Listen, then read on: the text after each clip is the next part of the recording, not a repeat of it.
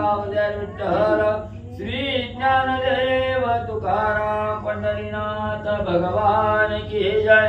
राजाधिराज प्रभु रामचंद्र भगवान की जय। पवन सुत हनुमान की जय। श्री गुरुदेव दत्त वासुदेव हरी। श्री गणेशाय नमः। श्री सरस्वते नमः। श्री प्रभु रामचंद्राय नमः। आई रावण धराया रघुनंदन करते झाले विवंचन सावधान अवधारा। श्री गणेशाला वंदन करून प्रभू रामचंद्राचं स्मरण आणि सद्गुरूशी शरण जाऊन कथेचं अनुसंधान आहे। राजा रावणाकडे असणाऱ्या त्या ठिकाणी आयरावण मैरावण आले। राजा रावणाचं ऐकलं गेलं। प्रभू राम लक्ष्मणाला त्या ठिकाणी मारण्यासाठी आयरावण टप्पू लागले। मग असणाऱ्या त्या ठिकाणी आता कसं असणाऱ्या प्रभू रामचंद्राला आणि लक्ष्मणाला त्या ठिकाणी पकडायचं, धरायचं, कसं मारायचं याचा असणारा विचार आयरावण आणि मैरावण करू लागले। पातळ सांडोनी त्वरित झाले रणभूमीचे प्राप्त धरुणी न्यावया संधी पाहत अहोरात्र सावध। मग राजा रावणाची आज्ञा असणाऱ्या आयरावण मैरावणाने त्या ठिकाणी प्रमाण मानले गेले आणि ज्या पाताळाच्या ठिकाणी आयरावण मैरावण राहत होते त्या ठिकाणी पाताळाचं असणारं राज्य त्या ठिकाणी करत होते। असे आयरावण मैरावण त्या ठिकाणी पाताळ सोडलं आणि ज्या रणभूमीच्या ठिकाणी प्रभू रामचंद्र लक्ष्मण वानर मंडळी युद्ध करण्यासाठी आलेले आहेत तिथं असणारे आयरावण मैरावण त्या ठिकाणी आले। दबा धरून त्या ठिकाणी बसू लागलेले असणारे त्या ठिकाणी कसं असणाऱ्या राम लक्ष्मणावर त्या ठिकाणी घाला घालायचा, कसं धरायचं, कसं बांधून पाताळाच्या ठिकाणी न्यायचं याचा असणारा शोध त्या ठिकाणी करू लागलेले आहे। एकीकडे वानरबारी दळसज्जी कपी केसरी सन्नतबद्ध धूम्रकरी निज गजरी हरिनामे। मग इकडे असणारी वानर मंडळी म्हणजे डोळ्यात तेल घालून त्या ठिकाणी रक्षण करतायत। कोण असणारा राक्षस त्या ठिकाणी युद्धाला येतोय म्हणून त्या ठिकाणी आनंदाने नाचू लागलेले आहेत। युद्ध करायचा असा आवेश त्या ठिकाणी आलेला आहे। राम नामाचा गजर त्या ठिकाणी करत आनंदाने बागडू लागलेले आहेत। हनुमान वीर निज भक्त राम भजनी सावचित्त करुणिया कुरवंडी जीवित स्वामी सराकित हरणिशी। मग हनुमंत असणारा त्या ठिकाणी निश्चिम असणारा राम भक्त आहे। सर्व असणारा तन मन त्या ठिकाणी प्रभू रामचंद्राच्या चरणावर अर्पण केलेला स्वामी भक्त असणारा त्या ठिकाणी हनुमंतराय आहे। अखंड रात्रंदिवस असणाऱ्या डोळ्यामध्ये तेल घालून त्या ठिकाणी संपूर्ण लक्ष असणाऱ्या प्रभू रामचंद्र आणि लक्ष्मणावर आहे। अहो रात्र त्या ठिकाणी प्रभू रामचंद्राचा आणि लक्ष्मणजीचा रक्षण त्या ठिकाणी हनुमंतराया करू लागलेले आहे। राक्षस मायावी निश्चिती युद्धी पावेला उपवती दूर चोरीती अतर्क्य गती मनोनी कपीपती राखित। मग हनुमंतरायाने विचार केला असणारी राक्षस आहे ती मायावी आहे ती कपटी आहे ती काहीही मायावी रूप त्या ठिकाणी घेऊन येतील आणि कवानक असणारा मुख्य धुरा असणारे राम लक्ष्मण आहे त्यांच्यावर घाला त्या ठिकाणी घालतील आणि बांधून त्या ठिकाणी नेतील म्हणून हनुमंतराया रात्रंदिवस राम लक्ष्मणाचं रक्षण त्या ठिकाणी करत आहेत। न मने वेळा वेळा दिवस रात्र अक्षर पळ घटिका मुहूर्त काळ वेळ अचळ राम भजनी। मग असणारे हनुमंतराया त्या ठिकाणी काळ बघत नाही, वेळ बघत नाही, त्या ठिकाणी दिवस म्हणायचं नाही, रात्र त्या ठिकाणी म्हणायचं नाही, एवढंच नाही सेकंदातले 60 भाग आहेत त्या ठिकाणी, एका सेकंदाचे 60 भाग आहेत तेवढे सुद्धा असणार त्या ठिकाणी डोळ्यात तेल घालून राम लक्ष्मणाच्या भोवती असणार त्या ठिकाणी आणि हनुमंतरायामध्ये रक्षण करू लागलेले आहे। सर्व शरीर सर्व संपत्ती अंतर्बाह्य श्रीराम भक्ती वेचली असे मारुती साक्षपस्थिती अवधारा। जी काय आपण देहावर आल्यानंतर जी काय ह्या शरीरारूपी संपत्ती आहे त्या ठिकाणी ही शरीररूपी संपत्ती जी हनुमंताने त्या ठिकाणी कमवलेली आहे ही सर्व असणारी संपत्ती तन मन असणाऱ्या त्या ठिकाणी सर्व इंद्रिय असणाऱ्या प्रभू रामचंद्राच्या राम नामाला त्या ठिकाणी लीन केलेले आहेत आणि सर्व इंद्रिया सहित या असणाऱ्या संपत्ती रूपी शरीरासहित प्रभू रामचंद्राचं रक्षण अहोरात्र त्या ठिकाणी नव क्षणोक्षणी असणाऱ्या प्रभू रामचंद्र आणि लक्ष्मणाचं रक्षण हनुमंतराया करू लागले. एकले मन श्रीराम भक्ती लाविताची बाह्यवृत्ती सहजार पिले रघुपती इंद्रिय स्थिती श्रीराम. मग हनुमंताची बाह्य स्थिती ही तशी त्या ठिकाणी होती, अंतर्वृत्ती ही त्या ठिकाणी राममय होती. आणि बघायला गेलं तर बाह्य स्थिती ही प्रभू रामचंद्राच्या चरणावर अर्पण त्या ठिकाणी केलेली होती. सर्व असणारं त्या ठिकाणी तनानं असणाऱ्या शरीरानं जे काही कार्य त्या ठिकाणी करायचंय ते फक्त रामाचं कार्य त्या ठिकाणी करायचंय. सर्व इंद्रियांनी जे कार्य त्या ठिकाणी लावायचं इंद्रियाला ते रामाचं कार्य त्या ठिकाणी लावायचं. म्हणून सर्व अंतर्बाह्य वृत्ती असणाऱ्या हनुमंताचे प्रभू रामचंद्राच्या सेवेमध्ये त्या ठिकाणी आणि मध्ये लीन झालेली आहे. मने वचने कर्मस्थिती राखिता झाला रघुपती श्रोती अवधान द्यावे चित्ती कथा संगती सांगेन.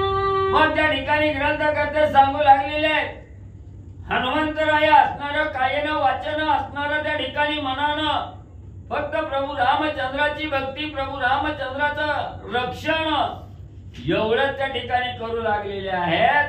आणि ही जी असणाऱ्या कथा आहे त्या ठिकाणी श्रोते मंडळीला उद्धार करणारी आनंद देणारी आणि त्या ठिकाणी मनाच्या ठिकाणी जे असणार द्वंद्व आहे श्रोते मंडळीच्या ते द्वंद्वाचं निरसन करणारी अशी ही कथा आहे.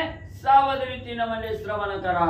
मने कवळणी या ध्यान मोकलो न जाणे रघुनंदना संकल्प विकल्प गमना गमना रघुनंदना सरिसेची. मग त्या ठिकाणी असणाऱ्या हनुमंतरायांनी काय विचार केला. जे काय आपला असणारा ध्येय आहे अंतर्वृत्तीचं जे काय असणारं मन आहे त्या ठिकाणी हे बाह्य वृत्ती आणि अंतर्वृत्ती फक्त आणि प्रभू रामचंद्राचं असणारं सेवा त्या ठिकाणी करायची. कायेनं वाचेनं मनानं असणाऱ्या प्रभू रामचंद्राचं असणारं त्या ठिकाणी सेवा करायची आहे. प्रभू रामचंद्राचं रक्षण त्या ठिकाणी करायचंय. हाच ध्यास मनाच्या ठिकाणी घेतला आणि अहोरात्र नव क्षणोक्षणी प्रभू रामचंद्राला न विसंबता मनामध्ये कसलेही संकल्प विकल्प त्या ठिकाणी न येऊ देता फक्त आणि फक्त राम लक्ष्मणाचं रक्षण करणं हेच मुख्य ध्येय हनुमंताच्या अंगी त्या ठिकाणी बांधलं गेलं. बुद्धी निश्चय जाण सावधान रघुनंदन राखिते झाले अनुदिन क्षणे क्षण नाविसंबे. मग बुद्धीमध्ये ही असणारं त्या ठिकाणी कसं आहे बुद्धी क्षणोक्षणाला त्या ठिकाणी पालटत असते आपली.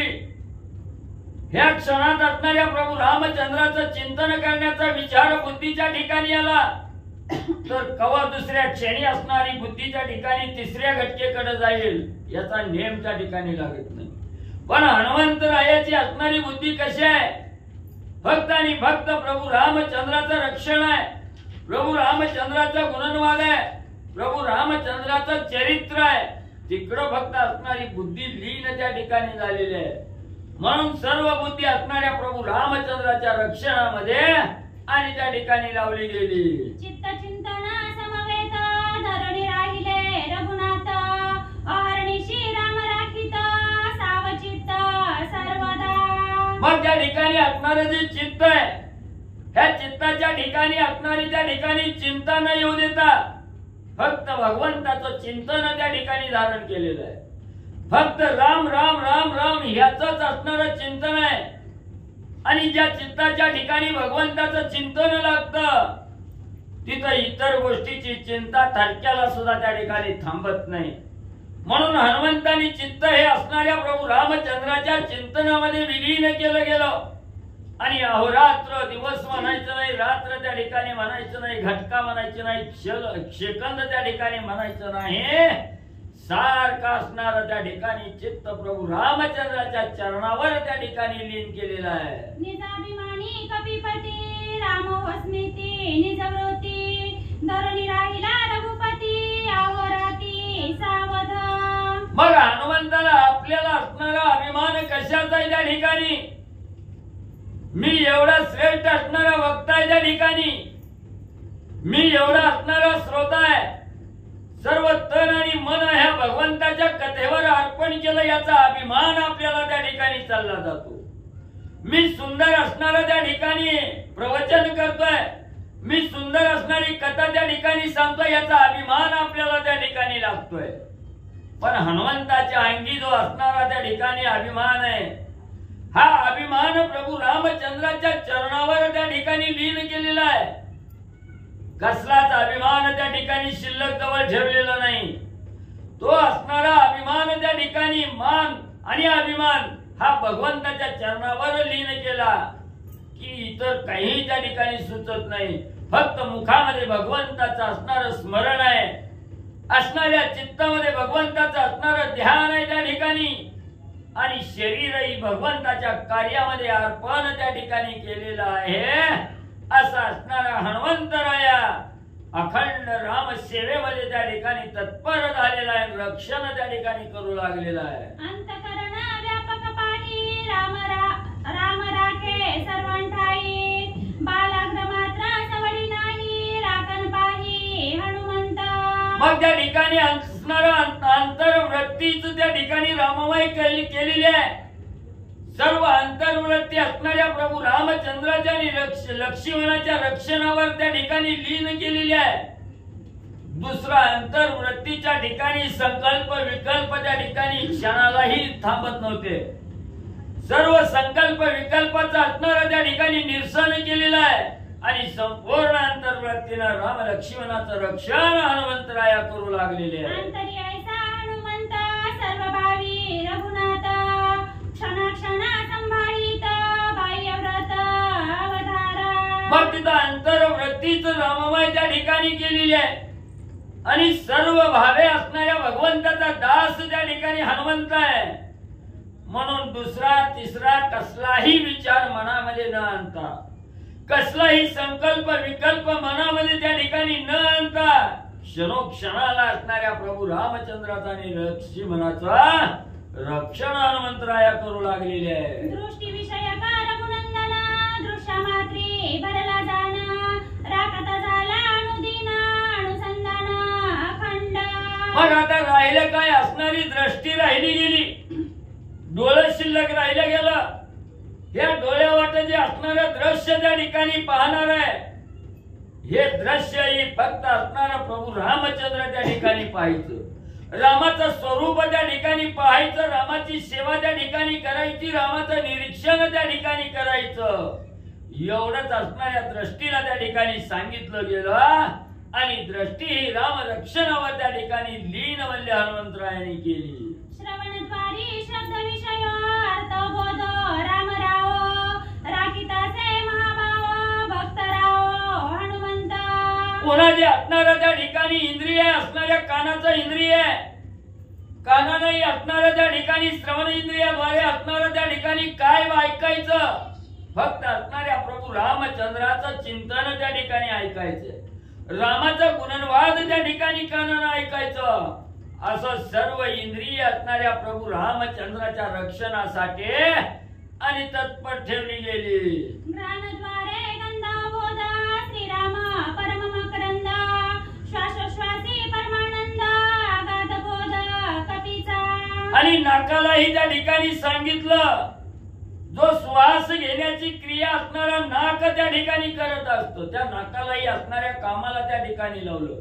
जो प्रभू रामचंद्र रूपी जो असणारा त्या ठिकाणी फुल आहे, ह्या रामरूपी असणाऱ्या फुलाचा सुगंध असणाऱ्या नाकाला सुद्धा दुसरा काही आवडत त्या ठिकाणी नव्हता. फक्त रामरूपी फुलाचा वास त्या ठिकाणी घ्यायचा, रामाचं रक्षण त्या ठिकाणी करायचं, हेही काम हनुमंतरायाने आणि लावलं गेलं. रसना रसे विषय स्थिती श्रीराम स्वयं चित शक्ती, गोडिया माझी रघुपती वीर मारुती न विसंबे. मग असणारी दुसरा इंद्रिय त्या ठिकाणी सांगितलं गेलं रसना. रसना म्हणजे असणारी जीभ आहे त्या ठिकाणी, जिभीलाही सांगितलं गेलं चव कशाची बघायची. जिभीला अतिशय त्या ठिकाणी चवीचा असणारा गर्व आहे, चव बघायची आहे. मग चव कशाची बघायची, जी असणारा त्या ठिकाणी रामरूपी गोड असणारा त्या ठिकाणी जो घास आहे, हा असणाऱ्या रामरूपी असणाऱ्या घासाची चव त्या ठिकाणी बघायची. फक्त असणाऱ्या त्या ठिकाणी प्रभू रामचंद्राचा असणारा जो सुगंध आहे, हा सुगंध चाकटायचा त्या ठिकाणी. रामाशिवाय दुसरं काहीही त्या ठिकाणी जिभेला आवडायचं नाही. अशा असणाऱ्या जिभेला ही कार्य हनुमंतरायांनी लावलेलं आहे. त्वचालिंगिता स्पर्शी उडवणी शून्यत्वाकाशी मिठी घालोनी श्रीरामासी चिदाकाशी राखीत. पुन्हा असणारी जी असणाऱ्या देहाची त्वचा, ह्या त्वचेला त्या ठिकाणी सांगितलं गेलं त्वचेनं असणारा स्पर्श त्या ठिकाणी कशाचा करायचा, तर हा जो असणारा भगवंत आहे, राम आहे त्या ठिकाणी. या राम कसा आहे, संपूर्ण या पूर्ण आकाशामध्ये भरून उरलेला आहे. हे चिदाकाश असणाऱ्या राममय त्या ठिकाणी झालेला आहे. हे जे चिदाकाश आहे याच्यामध्ये जे असणारी जीव जंतू किंवा असणारा जो काही प्राणी मात्र आहे, ह्या प्रत्येकाच्या हृदयामध्ये भरून उरलेला असणारा राम आहे त्या ठिकाणी. त्या रामाचाच सुखद स्पर्श त्या ठिकाणी करायचा. या असणाऱ्या स्पर्शाचीच जाण त्या ठिकाणी ठेवायची. हेही कार्य असणाऱ्या त्वचेला हनुमंतरायांनी लावलेलं आहे. आणि क्षणोक्षणी राम लक्ष्मणाचं रक्षण हनुमंतराया करू लागलेले आहे. वाचेने शब्द व्युत्पत्ती घाटघातली रघुपती बोलत व्यवहार वदंती राम मारुती न विसंगे. मग वाचनही त्या ठिकाणी कार्य करत असताना वाचेलाही त्या ठिकाणी सांगितलं. वाचेतून काय त्या ठिकाणी बोलायचं, तर रामाशिवाय दुसरं काही त्या ठिकाणी करायचं नाही. वाचन असणाऱ्या रामाचा गुणनवाद करायचा आणि असणाऱ्या रामाचं चिंतनही वाचन त्या ठिकाणी करायचं. आणि वाचेला सांगितलं गेलं की असणाऱ्या भगवंताच्या असणाऱ्या नामस्मरणाशिवाय दुसरं काही त्या ठिकाणी करायचं नाही. वाचेने शब्द व्युत्पत्ती घाटघातली रघुपती बोलत व्यवहार वदंती राम मारुती न विसंगे. मग या असणाऱ्या वाचन जे काय बोलणार आहे त्या ठिकाणी, जी काय देणं घेणं त्या ठिकाणी करणार आहे, या वाचन रामच त्या ठिकाणी म्हणायचं, रामच त्या ठिकाणी बोलायचं. देणं घेणं ही रामच त्या ठिकाणी करायचं. रामाशिवाय इतरत्र काहीही वाचेला त्या ठिकाणी येऊ द्यायचं नाही. ही आती उत्पत्ती असणारी जी वाचेची आहे, ही वाचेची उत्पत्ती ही राममय त्या ठिकाणी करायची. हा निश्चय त्या ठिकाणी केलेला आहे. आणि सर्व इंद्रियांना असणाऱ्या राम लक्ष्मणाचं रक्षण हनुमंतराया करू लागलेले आहे. हस्ताची क्रियाशक्ती क्रिया मात्र रघुपती घेता देता अर्थसाती राम मारुती न विसंगे. मग हातालाही त्या ठिकाणी काम लावलं गेलं. हातालाही सांगितलं जे काही कार्य हाताने करायचं ते असणाऱ्या भगवंताचंच कार्य त्या ठिकाणी करायचं. जी काय आपण असणारा दुसऱ्याला देत असलो तरी रामच या हाताने द्यायचा आणि रामच या हाताने त्या ठिकाणी घ्यायचा. देणं घेणं ही हाताच्या कार्याचं आहे. ही देणं घेणं ही रामच त्या ठिकाणी करायचं. रामाशिवाय इतरत्र कुठलाही विषय हाताने त्या ठिकाणी करायचा नाही. हेही असणाऱ्या हाताला त्या ठिकाणी आणि रामाचं काम लावलं गेलं. चरणाचे गमनागमन आचरणेची राम जाण पाऊलही न पडे शून्य रघुनंदना वाचोनी. आणि पुन्हा असणाऱ्या हनुमंतांनी जे चरणाला पायाला जे काम त्या ठिकाणी लावलं, जे गमनागमन करण्याचं कार्य हे पायाचं आहे. त्या पायालाही सांगितलं गेलं बाबा अभिचारी असणारा मार्ग, त्या मार्गाला न जाता त्या ठिकाणी भगवंताची आस मनानं त्या ठिकाणी धरायची. मग ज्या वेळेस असणारं मन भगवंताच्या चरणाची आस धरत, त्या असणाऱ्या आशेमाग बरोबर असणारा पाय सुद्धा त्या ठिकाणी आपले ओढ लागली जाते आणि पाय सुद्धा भगवंताच्या असणाऱ्या भेटीकडे त्या ठिकाणी सरसावले जातात. म्हणून पायालाही सांगितलं जे चलनवलन करायचं, येणं जाणं जे करायचं ते भगवंताच्या सानिध्यात जायचं, भगवंताच्या सानिध्यातून त्या ठिकाणी माघारी यायचं. ह्या भगवंताशिवाय सर्व इंद्रियाला त्या ठिकाणी दुसरं कामच त्या ठिकाणी सांगितलं नाही. फक्त आणि फक्त भगवंताचं रक्षण सर्व इंद्रियांनी हनुमंतराया करू लागलेले आहे. लिंगाची स्वानंदरती तव वृद्धवरेता मारुती अखंडानंद रघुपती सहज स्थिती राखीत. मग शेवटी राहिलं असणारं लिंग, त्या लिंगाला असणारं कार्य त्या ठिकाणी सांगायचं म्हटलं गेलं तर हनुमंतराया असणारी जन्मदाता ब्रह्म कासोटी आहे त्या ठिकाणी. तिथं बरोबर आहे का? मग म्हणजे ब्रह्म कसोटी असल्यामुळे त्या ठिकाणी असणाऱ्या लिंगाचा काही कार्यभाग त्या ठिकाणी शिल्लक राहत नाही. त्याच्याविषयी असणारा त्या ठिकाणी लिंगाच्या ठिकाणी विषय येतो. हा विषय हनुमंताच्या जवळ त्या ठिकाणी थांबू शकत नाही. ब्रह्म कसोटी आहे. त्याच्यामुळे बाकी सर्व इंद्रिय असणाऱ्या राम कार्याला आणि हनुमंतरायांनी लावले.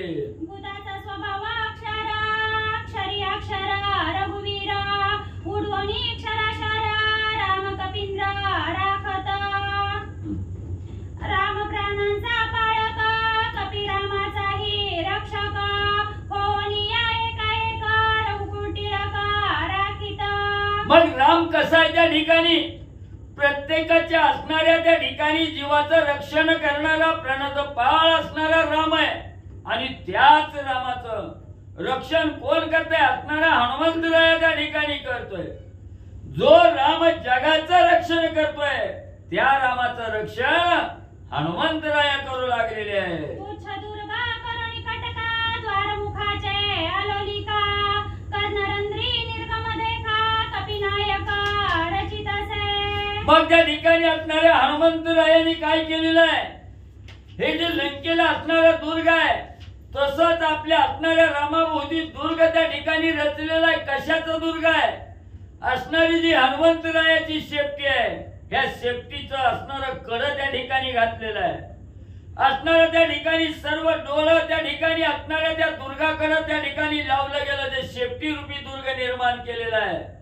तिथं असणारं त्या ठिकाणी कड घातलं गेलं आणि डोळ्यात तेल घालून हनुमंतराय रक्षण करू लागलेले आहे. उरले पुच्छाचे जे अग्र ते तळीवरी निरंतर भवे जैसे विष्णू चक्र अहोरात्र सावध.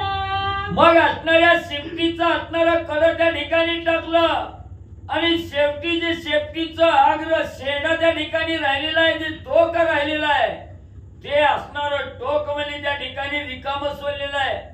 खाली जर असणाऱ्या पाताळातून कोणत्या ठिकाणी यायला लागलं तर तिथं ते शेपटीचं टोक जातं. आणि आकाश मार्गातून आकाश पोकळीतून जर कोणत्या ठिकाणी येत असेल तर जसं असणाऱ्या विष्णू भगवंताच्या हातातील चक्र आहे त्या ठिकाणी समोरून असणारा दुष्ट त्या ठिकाणी आल्याबरोबर जसं चक्र त्या ठिकाणी गरगरा फिरून त्या दुष्टाचा अंत त्या ठिकाणी करतं तसंही हनुमंतरायाचं जे असणारं शेवटचं असणारं जे शेपटीचं टोक आहे ते सुदर्शन चक्राप्रमाणे कार्य करण्यासाठी आकाशात त्या ठिकाणी गरगरावाले फिरू लागलेला आहे. वारी असी रिगणाही तेथे राक्षसे बापुडी काही भ्रमण करीती लवलाही दुरापाही चोरावया. मग त्या ठिकाणी एवढा कडेकोट बंदोबस्त आहे. जसं असणाऱ्या लंकेमध्ये राजा रावणानं दुर्गाचा कडेकोट त्या ठिकाणी केलेला आहे. वाऱ्याला सुद्धा शिरायला त्या ठिकाणी मज्जाव आहे येत नाही या लंकेत. तसं हनुमंतरायांनी शेपटीच्या साह्यानं कडेकोट बंदोबस्त राम लक्ष्मणाच्या सभोवती त्या ठिकाणी केलेला आहे. वाऱ्याला सुद्धा असणाऱ्या राम लक्ष्मणाकडे शिरायचं म्हटलं तर 10 वेळा विचार त्या ठिकाणी करावा लागत होता. म्हणून म्हणजे एवढं वाऱ्याला जिथं त्या ठिकाणी शिरकाव करता येत नाही तिथं म्हणजे राक्षस काय बापुडे त्या ठिकाणी राक्षस काय त्या ठिकाणी शिरकाव करणार एवढा कडेकोट बंदोबस्त हनुमंतरायांनी केलेला आहे. फेरे केले लक्षांत तरी राम नव्हे प्राप्त भजनही ना रघुनाथ नव्हे प्राप्त सर्वथा. मग हनुमंतांनी एवढा बंदोबस्त त्या ठिकाणी केला. किती जरी असणारं जोपर्यंत आयुष्य आहे ज्याच्या मनामध्ये असणारं कपट आहे ज्याच्या मनामध्ये द्वंद्व आहे ज्याच्या मनामध्ये भगवंत विषयीचा असणारा संशय आहे त्या ठिकाणी त्यानं म्हणजे लाखो जरी फेऱ्यामध्ये भगवंताच्या मंदिराकडे केल्या नव प्रत्येक महिन्याची एकादशी जरी पंढरपूरला त्या ठिकाणी चालत केली तरी त्याला भगवंत त्या ठिकाणी प्राप्त होणार नाही. मग भगवंत प्राप्त होण्यासाठी मनामध्ये जे असणारे संकल्प विकल्प आहेत हे संकल्प विकल्प बाजूला त्या ठिकाणी ठेवावे लागतात. आणि माझा जो असणारा देह आहे हा देहच असणारा ब्रह्म अर्पण त्या ठिकाणी करावा लागतो. डोळ्यानं सर्व असणारं जे चराचरामध्ये दिसणार आहे हे असणारा भगवंत आहे त्या ठिकाणी.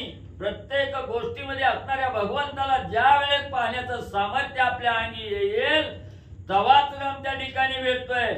म्हणून हनुमंतरायांनी एवढा कडेकोट बंदोबस्त राम लक्ष्मणाच्या भोवती त्या ठिकाणी केला. लक्षावधी जरी फेऱ्या असणाऱ्या राक्षसांनी त्या ठिकाणी घातल्या तरी त्यांना असणारा राम त्या ठिकाणी प्राप्त होणार नाही एवढा बंदोबस्त हनुमंतरायांनी केलेला आहे. बहुत झाले हे दक्षिणा प्राप्त नवे रघुनंदना मग करू आदरिले स्तवन कुलदेवता जाण कामाक्षी. मग त्या ठिकाणी असणारी म्हणली ही आहिरावण महिरावण म्हणले रामाला आणि लक्ष्मणाला पकडण्यासाठी धरून नेण्यासाठी टपलेली आहे ती. इकडून तिकडून म्हणजे जसं रखवालदार म्हणजे त्या ठिकाणी फेऱ्या मारतात गस्त घालतात तसं रात्रीचा फायदा घेऊन म्हणजे आहिरावण महिरावण त्या ठिकाणी राम लक्ष्मणाला धरण्यासाठी दबून त्या ठिकाणी बसलेले.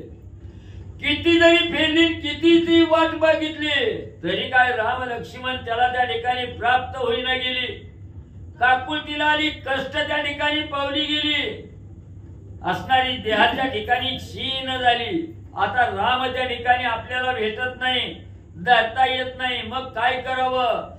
ज्या वेळेस आपल्यावर संकट येतं त्यावेळेस आपण असणाऱ्या कुलदैवतेचा धावा त्या ठिकाणी करतोय.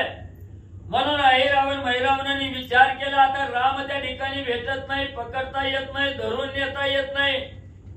म्हणून त्या असणाऱ्या आहिरावणाची महिरावणाची असणारी जी कुलदेवता आहे पाताळाच्या ठिकाणी त्या कुलदेवतेचा असणारा रहिवास आहे ती असणारी कामाक्षी नावाची देवी आहे. आणि या कामाक्षी देवीचा असणारा त्या ठिकाणी गुणनवाद असणार स्तवन आहिरावण महिरावण करू लागलेले आहे. सकळ कामना संपूर्ण स्मरताची करी आपण मनोनी तिचे अभिधान कामाक्षी जाण बोलती. मग ही असणारी कामाक्षी देवी कुठे आहे. जिथं असणारा म्हणजे त्या ठिकाणी आपली असणारी आमदार आणि खासदार म्हणजे पळून ज्या ठिकाणी गेली होती ती असणारी कामाक्षी देवी आहे. त्या कामाक्षी देवीचं असणारं नाव त्या ठिकाणी का पडलं गेलं तर असणाऱ्या साधकांना म्हणजे त्या असणाऱ्या देवीची मनोभावे आराधना त्या ठिकाणी केली. मनामध्ये जी इच्छा आहे ही इच्छा त्या देवी समोर प्रगट त्या ठिकाणी केली. आणि त्या देवीला एक असणारा रेडा त्या ठिकाणी मारला गेला. बरोबर म्हणजे असणारी कामाक्षी देवी त्या असणाऱ्या मनाची इच्छा त्या ठिकाणी पूर्ण करते. म्हणून त्या असणाऱ्या देवीला कामाक्ष अशा प्रकारचं नाव म्हणजे त्या ठिकाणी पडलं गेलं. बुद्धीची बुद्धी आपण परमात्मा रघुनंदन राक्षसा ओळला संपूर्ण मोक्षदान द्यावया. मग त्या ठिकाणी असणारं म्हणजे राक्षसांनी स्तवन त्या ठिकाणी करायला सुरुवात केली. बुद्धीचा दाता असणारी बुद्धीला चालना देणारी असणारी कामाक्षी देवी आहे. आमच्यावर असणारं संकट त्या ठिकाणी असणारं कोसळलेलं आहे आणि या संकटातून बाहेर काढण्यासाठी आमच्या बुद्धीच्या ठिकाणी जी कमतरता आहे त्या असणाऱ्या बुद्धीला चालना म्हणजे त्या ठिकाणी द्यावी. म्हणून असणाऱ्या त्या ठिकाणी आहिरावण महिरावण या कामाक्षी देवीची आराधना करू लागलेली आहे. जवन पूजे तीव्रावस्था शरण नारी घवे रघुनाथा तव कैची मोक्ष वार्ता दुःख वार्ता माझी पडिजे. देवी बोलायला लागली का देवी बोलते का बरोबर आहे का जवन पूजे तीव्र बुद्धीची बुद्धी आपण सकळ कामना संपूर्ण स्मरताची करी आपण मनोनी तिचे अभिधान कामाक्षी जाण बोलती. बुद्धीची बुद्धी आपण परमात्मा रघुनंदन राक्षसा ओळला संपूर्ण मोक्षदान द्यावया.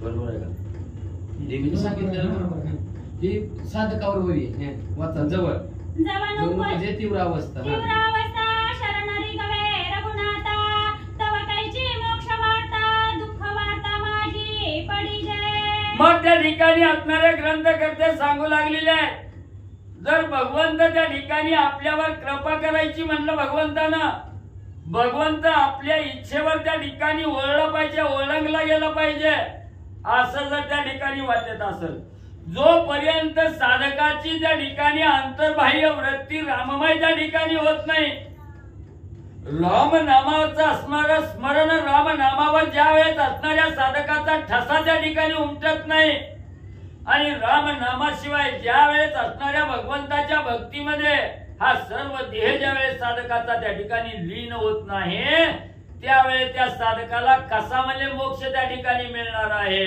राक्षस दोघे चिंताक्रांत राघव साधवया तळमळीत ते जाणोनी श्री रघुनाथ बुद्धी प्रेरित ते ऐका. मग त्या ठिकाणी राक्षसांनी विचार केला राम जर आपल्याला त्या ठिकाणी साधायचा असेल, राम जर आपल्याला जवळ त्या ठिकाणी करायचा असेल तर तन मन त्या ठिकाणी रामचरणावर अर्पण त्या ठिकाणी करावं. अनन्य भावनेनं असणाऱ्या भगवंताला शरण त्या ठिकाणी जावं लागतंय.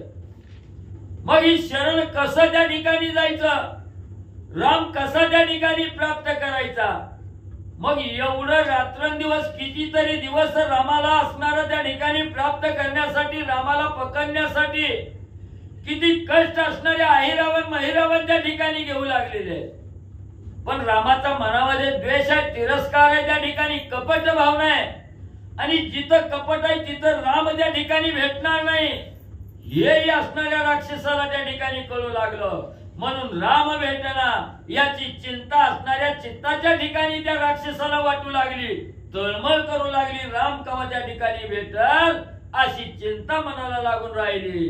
मांडिले कामाक्षी स्तवन तिचा प्रकाशक रघुनंदन शक्ती रूपे संतोषवन झाला प्रसन्न राक्षसा.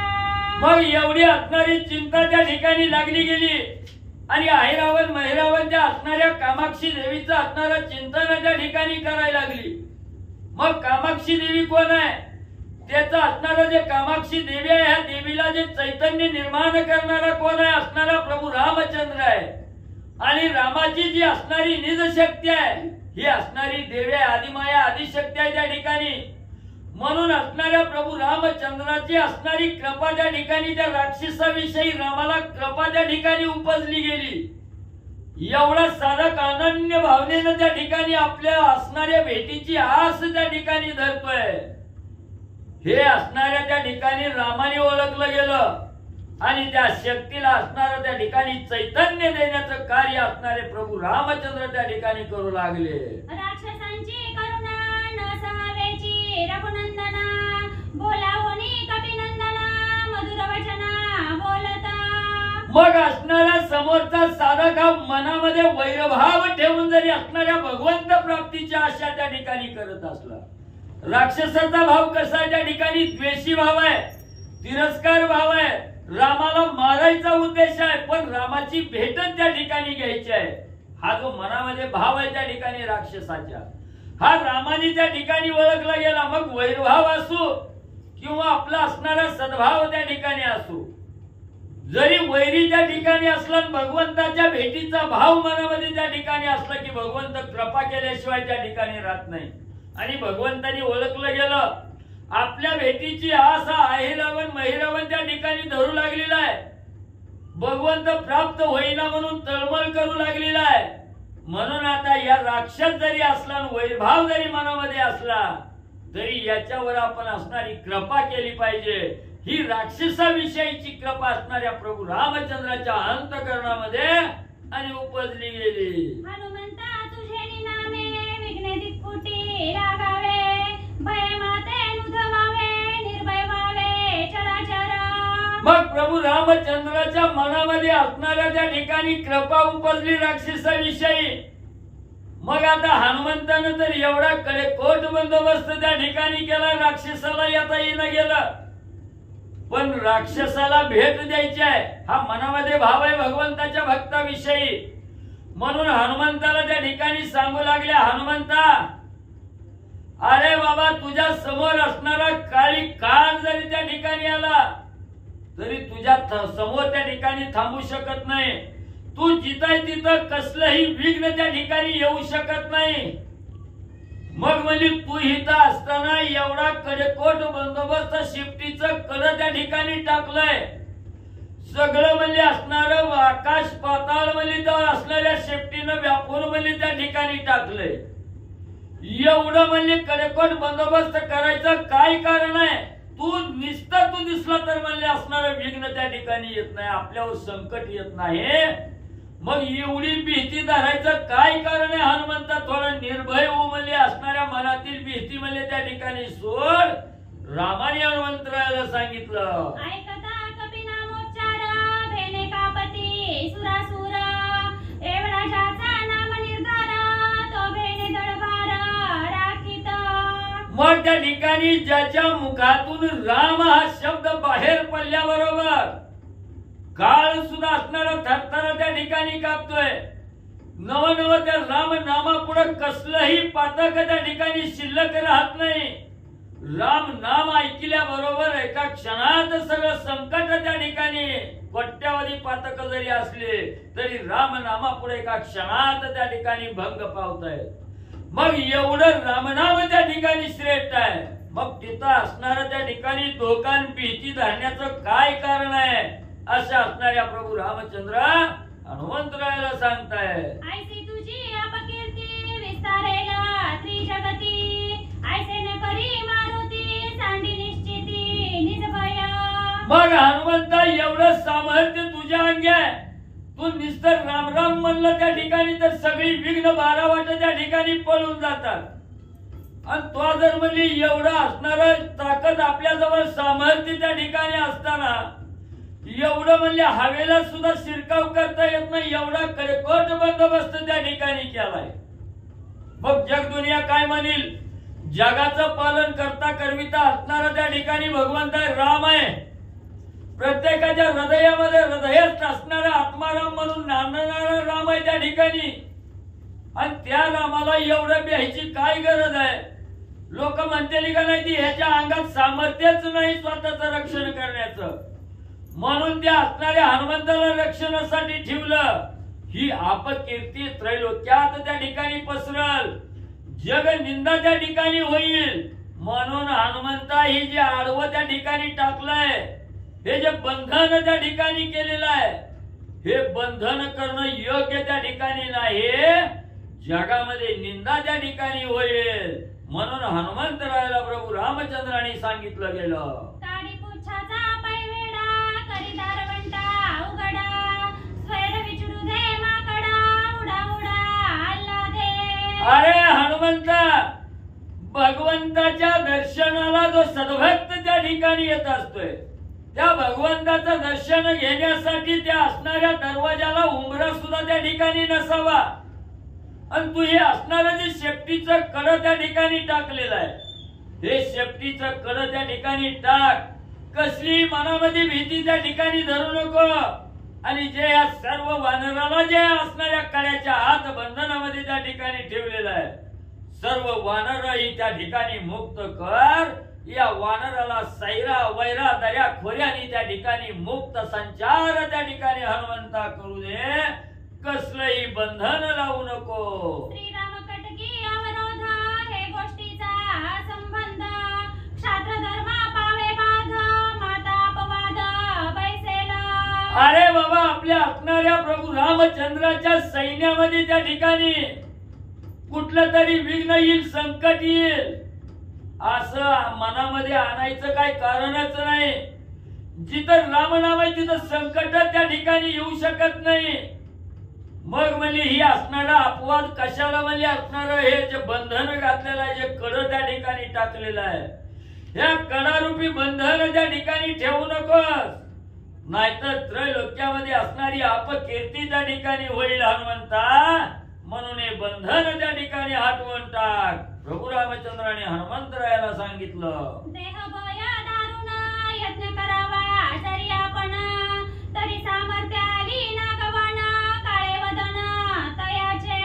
मग त्या ठिकाणी असणाऱ्या देहावर आपल्या असणारे त्या ठिकाणी संकट आलं भय त्या ठिकाणी धरलं गेलं आणि महान असणारा यज्ञ जरी त्या ठिकाणी केला तरी काही त्या ठिकाणी प्रयत्न देहाच्या भीतीनं संरक्षणाचा प्रयत्न नको.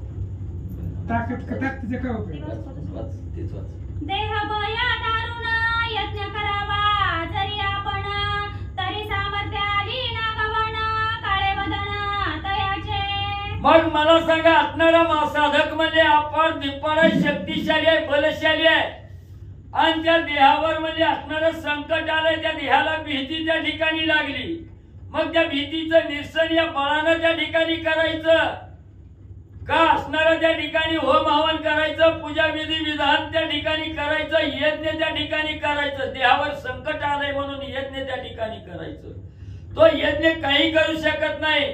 त्या असणाऱ्या शक्ती जे असणारं बळ आहे आपल्या अंगी ते यज्ञ केल्याचं निरर्थक त्या ठिकाणी होत आहे. बळाची नागवण त्या ठिकाणी आणि होते. एवढं बळ देहाच्या ठिकाणी असून काही म्हणले सार्थक त्या ठिकाणी होत नाही. देह भया विषय सुख सर्वथा प्राप्त नवे देख अथवा नवे संसारिक परमार्थ कदेक ते कैचा. अरे बाबा असणाऱ्या देहाचे असता कुणाला त्या ठिकाणी देहाची भीती कुणाला आहे? ज्या साधकाला देहाविषयी असतात त्याला असणारा त्या ठिकाणी भीती आहे म्हणले. मग जिथं देहाची भीती धरली गेली तिथं असणारा म्हणजे त्या ठिकाणी विषयातून बी तो असणाऱ्या देहाच्या आस्था धरल्यामुळे विषयामध्ये त्या ठिकाणी गुरपटला जातो. आणि त्या विषयामध्ये गुरपटला की असणाऱ्या भगवंताची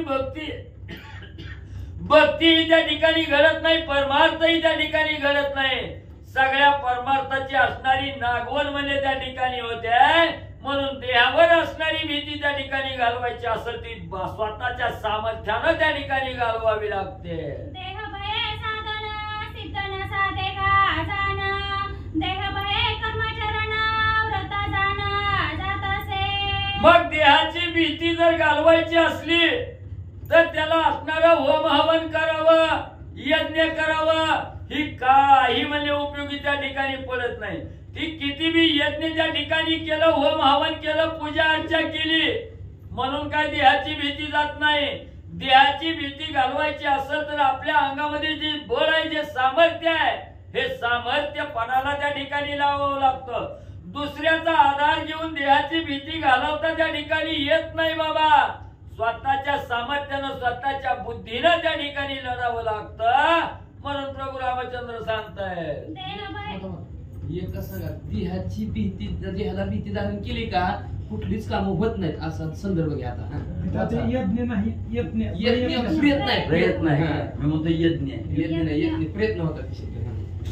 यत्न आता लक्ष एकच ठेवा की देहाची भीती धारण केली देहाला की काहीच कार्यच होत नाही. ही आता होवी वाचा. आता देह भय न साधे योग देह भय न साधे याग देह भय सर्व भोग नवे सांग निज प्राप्ती. मग त्या ठिकाणी असणाऱ्या देहाची आस्था धरली म्हणजे देहाची भीती त्या ठिकाणी धरली गेली. मग किती बी असणारं योग आचरण करायचं म्हटलं तर त्या देहाला काहीतरी इजा होईल, देह खराब होईल, नाजूक होईल म्हणून ते असणारं घडतच नाही त्या ठिकाणी.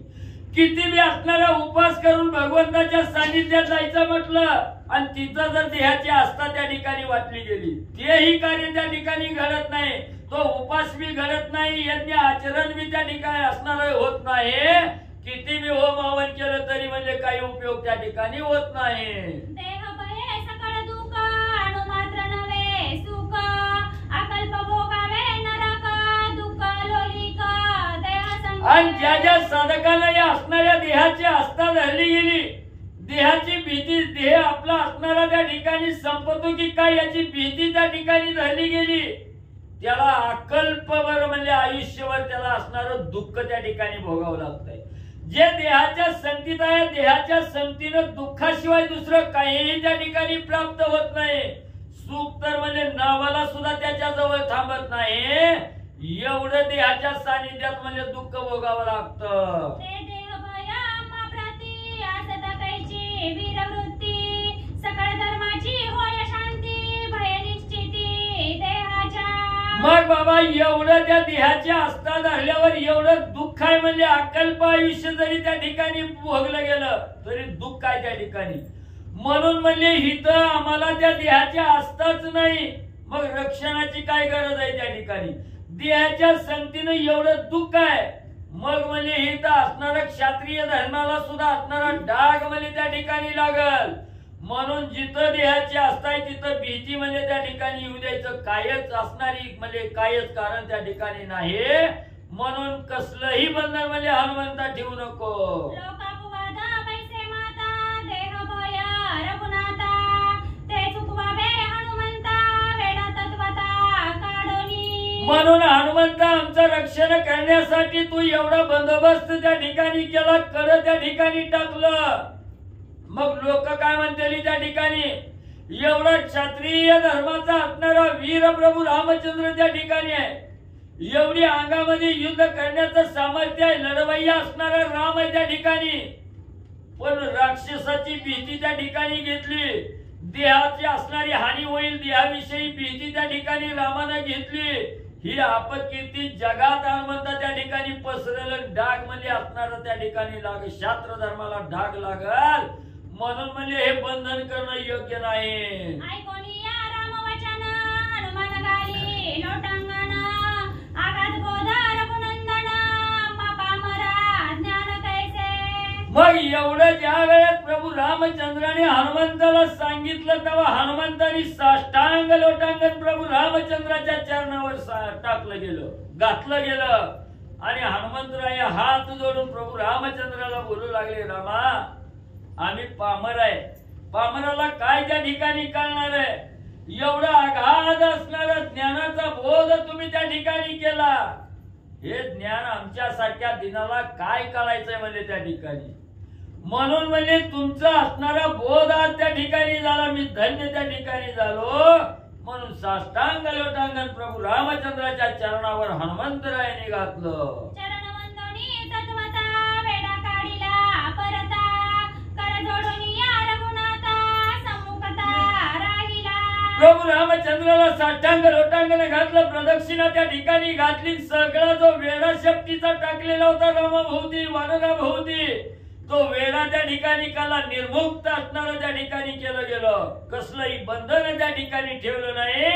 हनुमंतरायाने दोन्ही हात त्या ठिकाणी जोडून प्रभू रामचंद्राच्या समोर उभं राहून हनुमंतराया काय बोलू लागले? सुग्रीवादी वानर भारा त्यासी सांगे रघुवीरा सुखे निद्रा करा समग्र भय मात्र धरू नका. मग त्या ठिकाणी असणाऱ्या प्रभू रामचंद्राने सांगितलं गेलं, हे सुग्रीवा बिभीषणजी, अरे सर्व वानर सेनेनो ऐका म्हणजे मी काय सांगतोय. आता म्हणजे तुम्ही देहाची आस्था धरू नका, कोणतरी येईल आपल्यावर घाला त्या ठिकाणी घालील.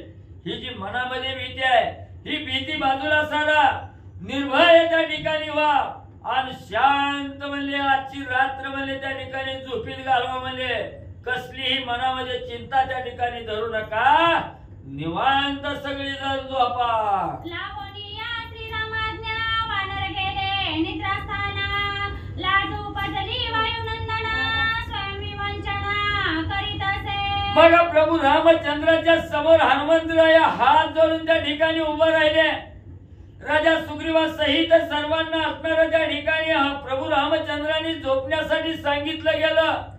रामाचं वचन प्रमाण मानलं, सगळी जण झोपायला त्या ठिकाणी गेली आणि हनुमंतराया तिथं त्या ठिकाणी खाली मान घालून राहिले गेले. खजील झाले हनुमंतराया, स्वतःची लाज त्या ठिकाणी वाटू लागली. एवढा पराक्रमी मी, एका क्षणात किती संकट त्या ठिकाणी आलं, त्या सगळ्या संकटावर मात करण्याचं सामर्थ्य माझ्या अंगी आहे त्या ठिकाणी. आणि मी एवढा असणारा सारासार विचार त्या ठिकाणी केला नाही, भगवंताला रक्षण ठेवलं. याची असणारी लाज हनुमंताला त्या ठिकाणी वाटली गेली. खाली मान घालून हनुमंतराया आणि म्हणजे बसले गेले. श्रीराम सकळांसी राखिता त्या सांभाळितासे रघुनाथा कोण माझी उद्धतता कोण आरती जितसे. मग हनुमंतराया त्या ठिकाणी बोलू लागलेले आहे, राम कसा आहे? जगाचा असणारा रक्षण करणारा राम आहे त्या ठिकाणी. सर्व सृष्टीचं रक्षण करण्याचं सामर्थ्य रामाच्या अंगी आहे. आणि मी एक पामर आहे, मी सरासर विचार केला नाही, मी त्या असणाऱ्या रामाचं रक्षण करतोय. मी रक्षण करण्यासाठी असणाऱ्या रामाचं रक्षण करण्यासाठी त्या ठिकाणी झालो. एवढा सरासर विचार त्या ठिकाणी मी केला नाही, म्हणून हनुमंत असं मन त्या ठिकाणी खजील झालेला आहे. श्रीराम राखे त्रैलोक्यासी त्या मी राखितासे रामासी काळीमा लागली ज्ञानासी कर्मठ वेशी यथार्थ. त्रैलोक्याचं रक्षण करणारा राम आहे आणि त्या रामाला मी त्या ठिकाणी राखण आहे. मी कसा त्या ठिकाणी झाडाचा पाला खाणारा मरकट आहे. सार काय आहे असार काय आहे हा सारासार विचार त्या ठिकाणी केला नाही. एवढा राम जगाचा नियंता असणारा राम आहे, त्या ठिकाणी जगाचं रक्षण करणारा राम आहे. मग त्या रामाला रक्षणाची काय गरज आहे हे विचार करायला पाहिजे होता. पण मला स्वतःला मोठ्या त्या ठिकाणी समजलं, रामाचं राखण करायला त्या ठिकाणी गेलो. मी एक असणारा मरकट वेशी असणारा वानर आहे, त्या ठिकाणी झाडाचा पाला खाणारा वानर आहे. म्हणून सारासा विचार त्या ठिकाणी माझ्या मनामध्ये आला नाही. म्हणून हनुमंतरायाचं मन स्वतःला खाऊ लागलेलं आहे. आगात बोध रघुनाथा प्रबोधली यथार्थ वार्ता मज एवढी कोण चिंता स्वस्ताता सुखे निज. मग एवढा अगाध ज्ञानाचा सागर असणारे प्रभू रामचंद्र आहे आणि हे ज्ञान असणारं त्या ठिकाणी मला दिलं आणि एवढं अगाध ज्ञानाचं प्रबोधन माझ्याजवळ त्या ठिकाणी केलं. म्हणून मला रामाचं रक्षण करायचं, आता काय चिंता करायची आहे मला त्या ठिकाणी, कशासाठी दुःख करायचंय, कशासाठी रामाविषयी चिंता त्या ठिकाणी करायची असा विचार हनुमंताच्या मनामध्ये आला. ऐसे जाणूनी कपिकेशरी वेडा काढिला झडकरी आपुलाले मेळेकारी सुखे वानरी निद्रा केली. मग त्या ठिकाणी जगाचा असणारा रक्षण करता करविता असणारा राम आहे. त्या रामासाठी म्हणजे एवढा शिफ्टीचा याडा टाकून बंधन करण्याचं काय काम आहे म्हणजे खरं आहे म्हणजे रामाने सांगितलं. ते लगेच असणारा वेडा त्या ठिकाणी काढला. काढल्याबरोबर सर्व वानर मंडळी त्या ठिकाणी निर्मुक्त झाली आणि असणाऱ्या स्वइच्छेनं असणारं त्या ठिकाणी शयन करण्यासाठी निद्रास्थानाच्या ठिकाणी गेली. जाणूनी या पुढील कार्यार्थ निद्रा करी रघुनाथ राक्षस वेगे आले तेता चोरुनी नेत रघुनाथ. मग मुंगीच्याही मनातलं अंतर जाणणारा समुद्राच्या पलीकडे काय चाललंय हे असणारा ज्याची दृष्टी त्या ठिकाणी पाहते हे असणारा भगवंत राम आहे. त्या ठिकाणी पुढे काय होणार आहे हे प्रभू रामचंद्राने पुढचं भविष्य त्या ठिकाणी जाणलं गेलं आणि ज्याप्रमाणे वानर निद्रिस्त झालेले आहेत त्याप्रमाणे प्रभू रामचंद्राने झोपण्याचं सोंग त्या ठिकाणी केलं. लगेच असणारा डाव त्या अहिरावणा महिरावणाला त्या ठिकाणी साधला गेला. राम लक्ष्मणावर घाला त्या ठिकाणी घालू लागलेले आहे आणि रामाला बांधून पाताळाच्या ठिकाणी नेण्याचा विचार आणि अहिरावण महिरावण करू लागले. श्री गणेशाय नमः, श्री सरस्वते नमः, प्रभू रामचंद्राय नमः.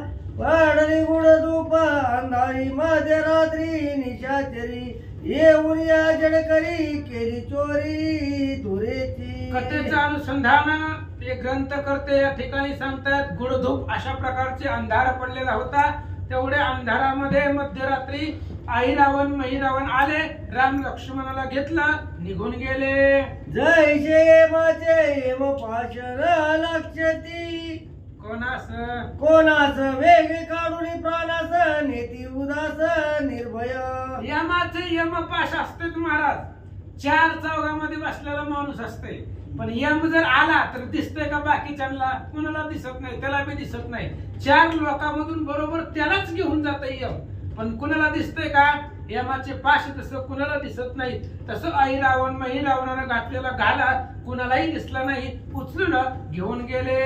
सूरद स्वजनाने देखता भूमीवरी सांडोरी प्रेता प्राण हरी तत्वता कोणाही सर्वता लक्षेरा.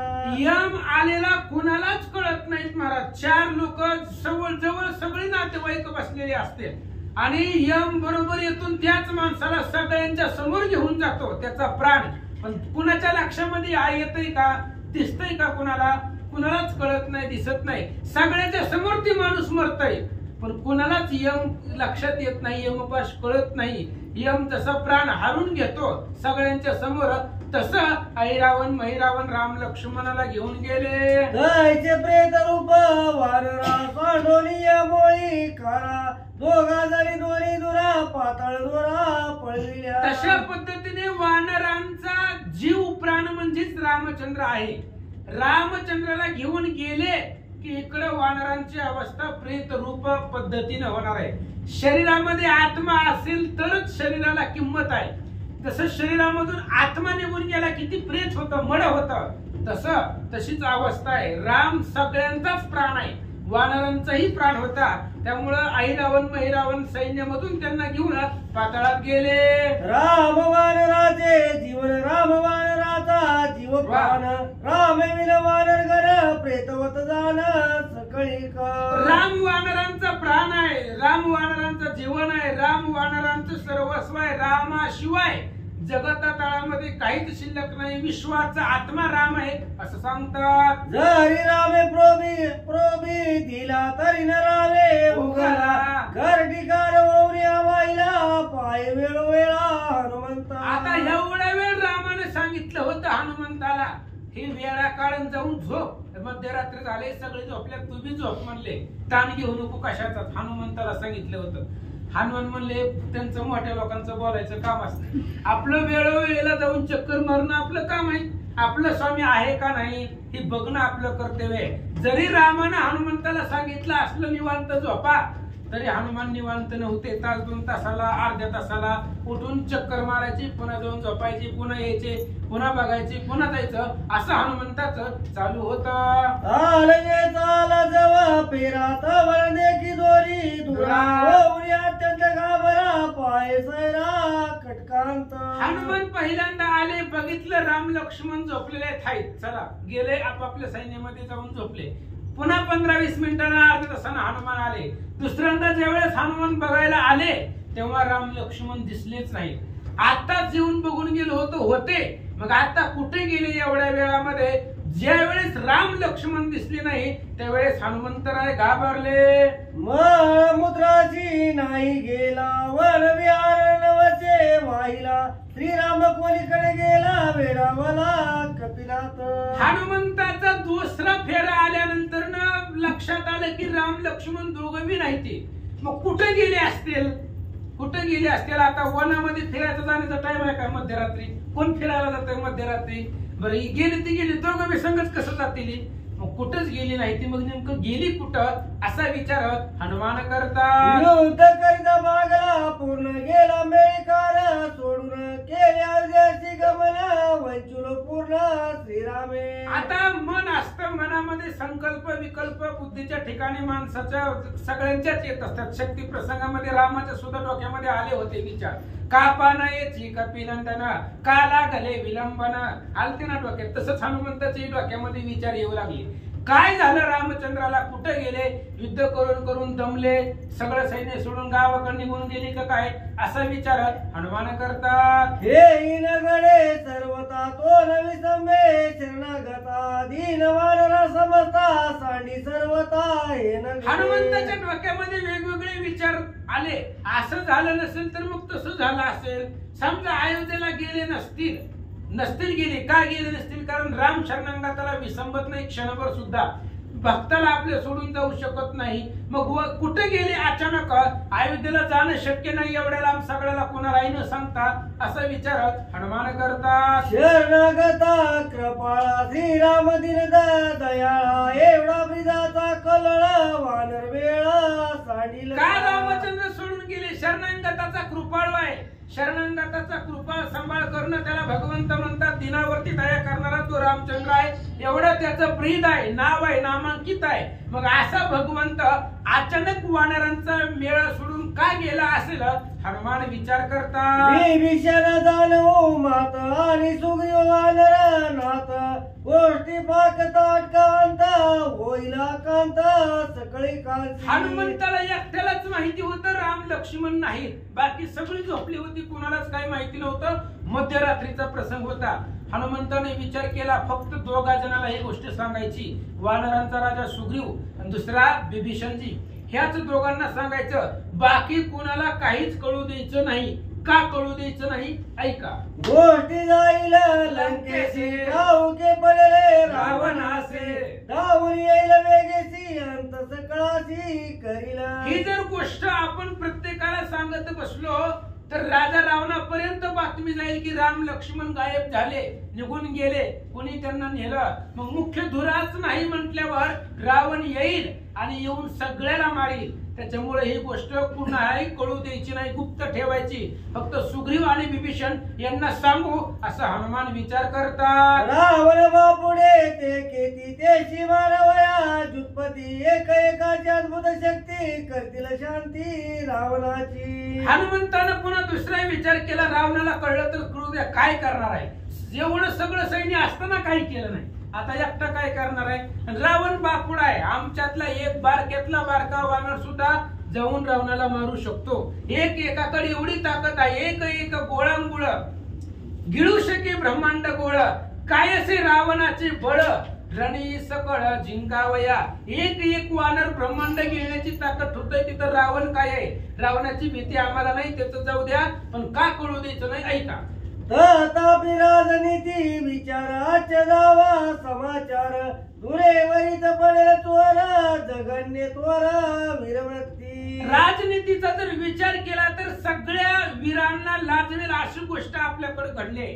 एवढे कोट्यावधी सैन्य असताना सुद्धा एवढ्या सगळ्या सैन्यामधून जी मुख्य मेन आहेत ते मेनच धुरा गायब कशा झाल्या, ही आपल्या सगळ्याला लाजवणारी गोष्ट आहे. राजनीतीचा विचार केला पाहिजे, त्यांचा शोध घ्यायला पाहिजे असा विचार हनुमान करतात. आयशे विचारोनी कपिनाथ विभीषण सावध करीत आणि सुग्रीव वानरात वृत्तांत सांगत तया दोघा. हनुमंतानं मनामध्ये तेवढाच विचार केला आणि दोघ जण, एक वानरांचा राजा सुग्रीव आणि दुसरे विभीषण, दोघांना झोपीमधून हनुमंतानं उठवलं आणि दोघांनाच काय गोष्ट सांगतात ऐका. हे समस्ता कळो न देता पाहू लागले रघुनाथा कोटेन देखती सर्वथा तिघाती चिंता वर्त. हनुमंताने दोघा जणांना सावध केलं. विभीषण आणि सुग्रीव दोघांना सांगितलं, बाबा रामचंद्र नाही, कुठे गेले मला माहिती नाही, माझी वेळोवेळेला चक्कर होती पण मला बी लक्षात आलं नाही. मग तिघजण मिळून रामचंद्राला हुडकू लागले. ज्यावेळेस कुठेच राम लक्ष्मण दिसले नाही त्यावेळेस तिघांनाही चिंता वाटले. विभीषण सांगे तयासी व्यर्थ झाले न घडे रामासी काही योजले कार्यासी न पुस्तक कोणाची मग गेला. विभीषण अतिशय सत्ववंत, धैर्यवंत, माधुर्यवंत असणारे विभीषण जी होती. विभीषणाने सांगितलं हनुमंताला आणि सुग्रीवाला, म्हणले ऐका, रामचंद्र एकाएकी अचानक गेले, असं कधी आतापर्यंत झालं का एवढ्या दिवसामध्ये. मग आताच रामचंद्र कसे गेले, काहीतरी त्याच्या पाठीमागे त्यांच्या डोक्यामध्ये वेगळं काहीतरी नियोजन असेल. कोणत्या तरी कामासाठी रामचंद्र गेले जे आपल्याला सुद्धा सांगणं रामानं योग्य रामाला वाटलं नाही, म्हणून आपल्याला न सांगता ते गेले असं विभीषण बोलतात. सर्वांगाचे दुर्ग करोनी स्वामी राखता अनुदी रामे हनुमंत निवारुनी कार्या लागुनी स्वय गेला. विभीषणाने सांगितलं, हनुमंता तुम्ही शेपटीचं दुर्ग, शेपटीचा वेढा टाकला होता सैन्याभोवती, त्यावेळेस रामानं तुम्हाला काय सांगितलं, ती शेपटीचा वेढा काढा. काय सांगितलं, रामाला जायचं होतं म्हणून सांगितलं. आजपर्यंत सांगितलं का रामानं कधी शेपटीचा वेगळा काढा म्हणून? आताच का सांगितलं, कारण रामाला स्वतःहून जायचं होतं आणि स्वतःहून जायचं होतं म्हणून त्यांनी तुम्हाला सांगितलं निवांत झोपा. आणि ही रामचंद्र गपचूप गेले, त्यांच्या मनामध्ये काहीतरी नियोजन आहे म्हणून गेले असं विभीषण सांगू लागले. आता काय कारणे विचार म्हणून झाले चिंता तुर तव संसवला कपिंद्र काय उत्तर बोलत. विभीषण सुग्रीवजी बोलू लागले, आता रामचंद्र गेलेत कुठे गेलेत कुणाला माहित नाही, जाऊ द्या म्हणले. आता मग पुढचं कार्य काय? आता राम लक्ष्मण इथं नाहीत, मग पुढचं नियोजन कसं करायचं, काय कार्य करायचं, काय विचार करावा, असं सगळेजण बोलत असताना हनुमानजी काय बोलतात ऐका. तुम्ही सावध राहा ते कळून द्यावे कोणा ते संरक्षावे सैन्य ते अति सामर्थ्य सावध. हनुमंतानं सांगितलं सुग्रीवाला आणि विभीषणाला, म्हणले हे बघा, हे जे बाकीचं सगळं सैन्य आहे त्या सैन्याचं संरक्षण तुम्ही करा. राम लक्ष्मण कुठे गेलेत आपल्याला माहिती नाही, त्यामुळं कुणालाच काहीच गोष्ट सांगू नका, शांतपणे सैन्याचं संरक्षण करा. रामचंद्र कुठे गेले माझं मी बघतो. मी जाऊनी वेगेची जाणा घेईन त्रिलोक्याची शोधून श्रीरामाची अति वेगीची आणि मी जातो त्रैलोक्यामध्ये धांडोळी घेतो, त्रिभुवन शोधतो आणि राम लक्ष्मण कुठे गेले त्यांना शोधून घेऊन सकाळपर्यंत येतो. त्यापर्यंत तुम्ही सैन्याचं संरक्षण करा, कोणाला काही बोलू नका. सप्त पातळांची चवळी उल्लंघीन न लागता अरे वा. खातील पर्वतांच्या दरडी पृथ्वी रोकडी वाटीन. सप्त पाताळ आहेत. सप्त पाताळामध्ये एकाच क्षणाच्या आतमध्ये त्या ठिकाणी चक्कर मारून येतो, फेरा मारून येतो, बघून येतो, सप्त पाताळ शोधतो. मोठे पर्वत आहेत, दरी आहेत, खोरे आहेत, पर्वताचे कडे आहेत, सगळीकडे रामाचा शोध घेऊन येतो. एकवीस स्वर्गाच्या उतरणी पाणी न लागता गडी पीठ करून रोकडी मिळविन तातडी अव्यक्तासी. 21 स्वर्ग वरती आहेत. 21 स्वर्गाच्या उतरंडी एकाच क्षणामध्ये पाडीन. त्या 21 स्वर्गामध्ये जाईन, तिथं शोध घेईन, पृथ्वी पाहिल. संपूर्ण पृथ्वीवरती राम लक्ष्मणाचा शोध घेऊन माघारी येतो. मोडीन वैकुंठ कैलासाची शिकलाविना महेशासी अनुग्रहिले रावणासी उद्धत त्यासी करविले. आणि कैलासाच्या ठिकाणी जाईल, महादेवाला पुढे उभा करील, महादेवाला सांगेल कोणालाही कसलीही वरदानं देत जाऊ नका म्हणले. ते असणाऱ्या रावणाला अनुग्रह महादेवांना दिलेले नाही, ती वरदानं त्यांना दिली, त्याच्यामुळे ती उन्मत्त झालेली राक्षस आहेत. त्यामुळे महादेवानं ह्या राजा रावणाची बाजू घेऊन त्यांना सहाय्य केलं, त्यांना वरदानं दिली, म्हणून महादेवाला पुढे उभा करील. हनुमान बोलतात, रावण पुढे ते किती क्षणे नेईल भस्मांती लंकेची कर्ण शांती त्रिकुट निश्चिती खचवीन. आणि तुम्ही फक्त इथं राहून संरक्षण करा. रावण काय माझ्या पुढं आतापर्यंत किती रावणाच्या पुढे किती वेळा गेलो मी. रावणाला मारलं असतं केव्हाच, पण ते आपल्याकडे नाही, त्यामुळे रावणाची भीती आपल्याला नाही. ही समलंका नावाचं जे त्रिकुट आहे ते हातावरती उचलून समुद्रात पालत करतो. हनुमान बोलतात, शोधिल विवरे विवर उल्लंघीन गिरी कंदर तुम्ही दरबार समग्र अवरात्र सावधान. मी जातो, राम लक्ष्मणाचा शोध घेतो, पर्वत गिरी कंदरे सगळं त्या ठिकाणी संपूर्ण त्रिभुवनाचा शोध घेतो. तुम्ही फक्त इथं राहा आणि सकाळपर्यंत सगळ्या वानरांचा सांभाळ व्यवस्थित करा, कोणाला काही माहिती होऊ देऊ नका, असं हनुमान सुग्रीव विभीषणाला बोलतात. मात गुप्त करुणी सत्वर भारी रावणी समग्र निघता झाला कपिंद्र अति सत्वर राम कार्य. आणि सांगितलं हनुमंतानं, हे बघा म्हणले ही गोष्ट गुप्त करून ठेवा, कोणालाही काही कळू देऊ नका. सांगितलं व्यवस्थित हनुमंतानं आणि रामचंद्राच्या शोधासाठी निघाले. निगोनी कटका बाहेरी चिंता क्रांत कपी केसरी काय करू गा श्रीहरी बुद्धी जडकरी मद देई. आणि मग लगेचच सैन्याच्या बाहेर हनुमंतराय आले, पण हनुमंतालाही माहिती नव्हतं कोणी नेलं, कुठं नेलं, मग कसं शोधायचं. धाव पाव घार गुणंदना माझा अपराध करी क्षमा संकटी पडिलो दुर्गमा सर्वोत्तमा पावगी. लगेच रामचंद्राचा भगवंताचा दावा करायला सुरुवात केली. रामा कुठं आहेत ते आमच्या असणाऱ्या बुद्धीला चालना द्या, असं हनुमान बोलतात. तू अनंताचा नाथ निज भक्ता संरक्षित नावी संबसी शरणागत तो हिरनाथ सांडिला. आणि अनाथाचा नाथ जनार्दन म्हणतात, तो तुम्ही आहेत भगवंत, अनाथाला तुम्ही सोडत नाही. विभीषण शरण आलेला आहे, सगळी वानर शरण आलेली आहेत, सुग्रीव राजा शरणागत आहे, आणि सगळे शरण आलेले अनाथ सोडून जाणं हे त्या ठिकाणी योग्य नाहीये, असं हनुमान बोलतात. शरणागत वज्र पंजर आयचा प्रिदाचा बळीवार वाढविला पार तो साचार करी रामा. रामा ते खरं करा, तुम्हीच सांगितलं होतं शरणागता शरण मीच ऐकू, शरणागताला शरण देणारा मीच आहे असं तुम्हीच बोलले होते.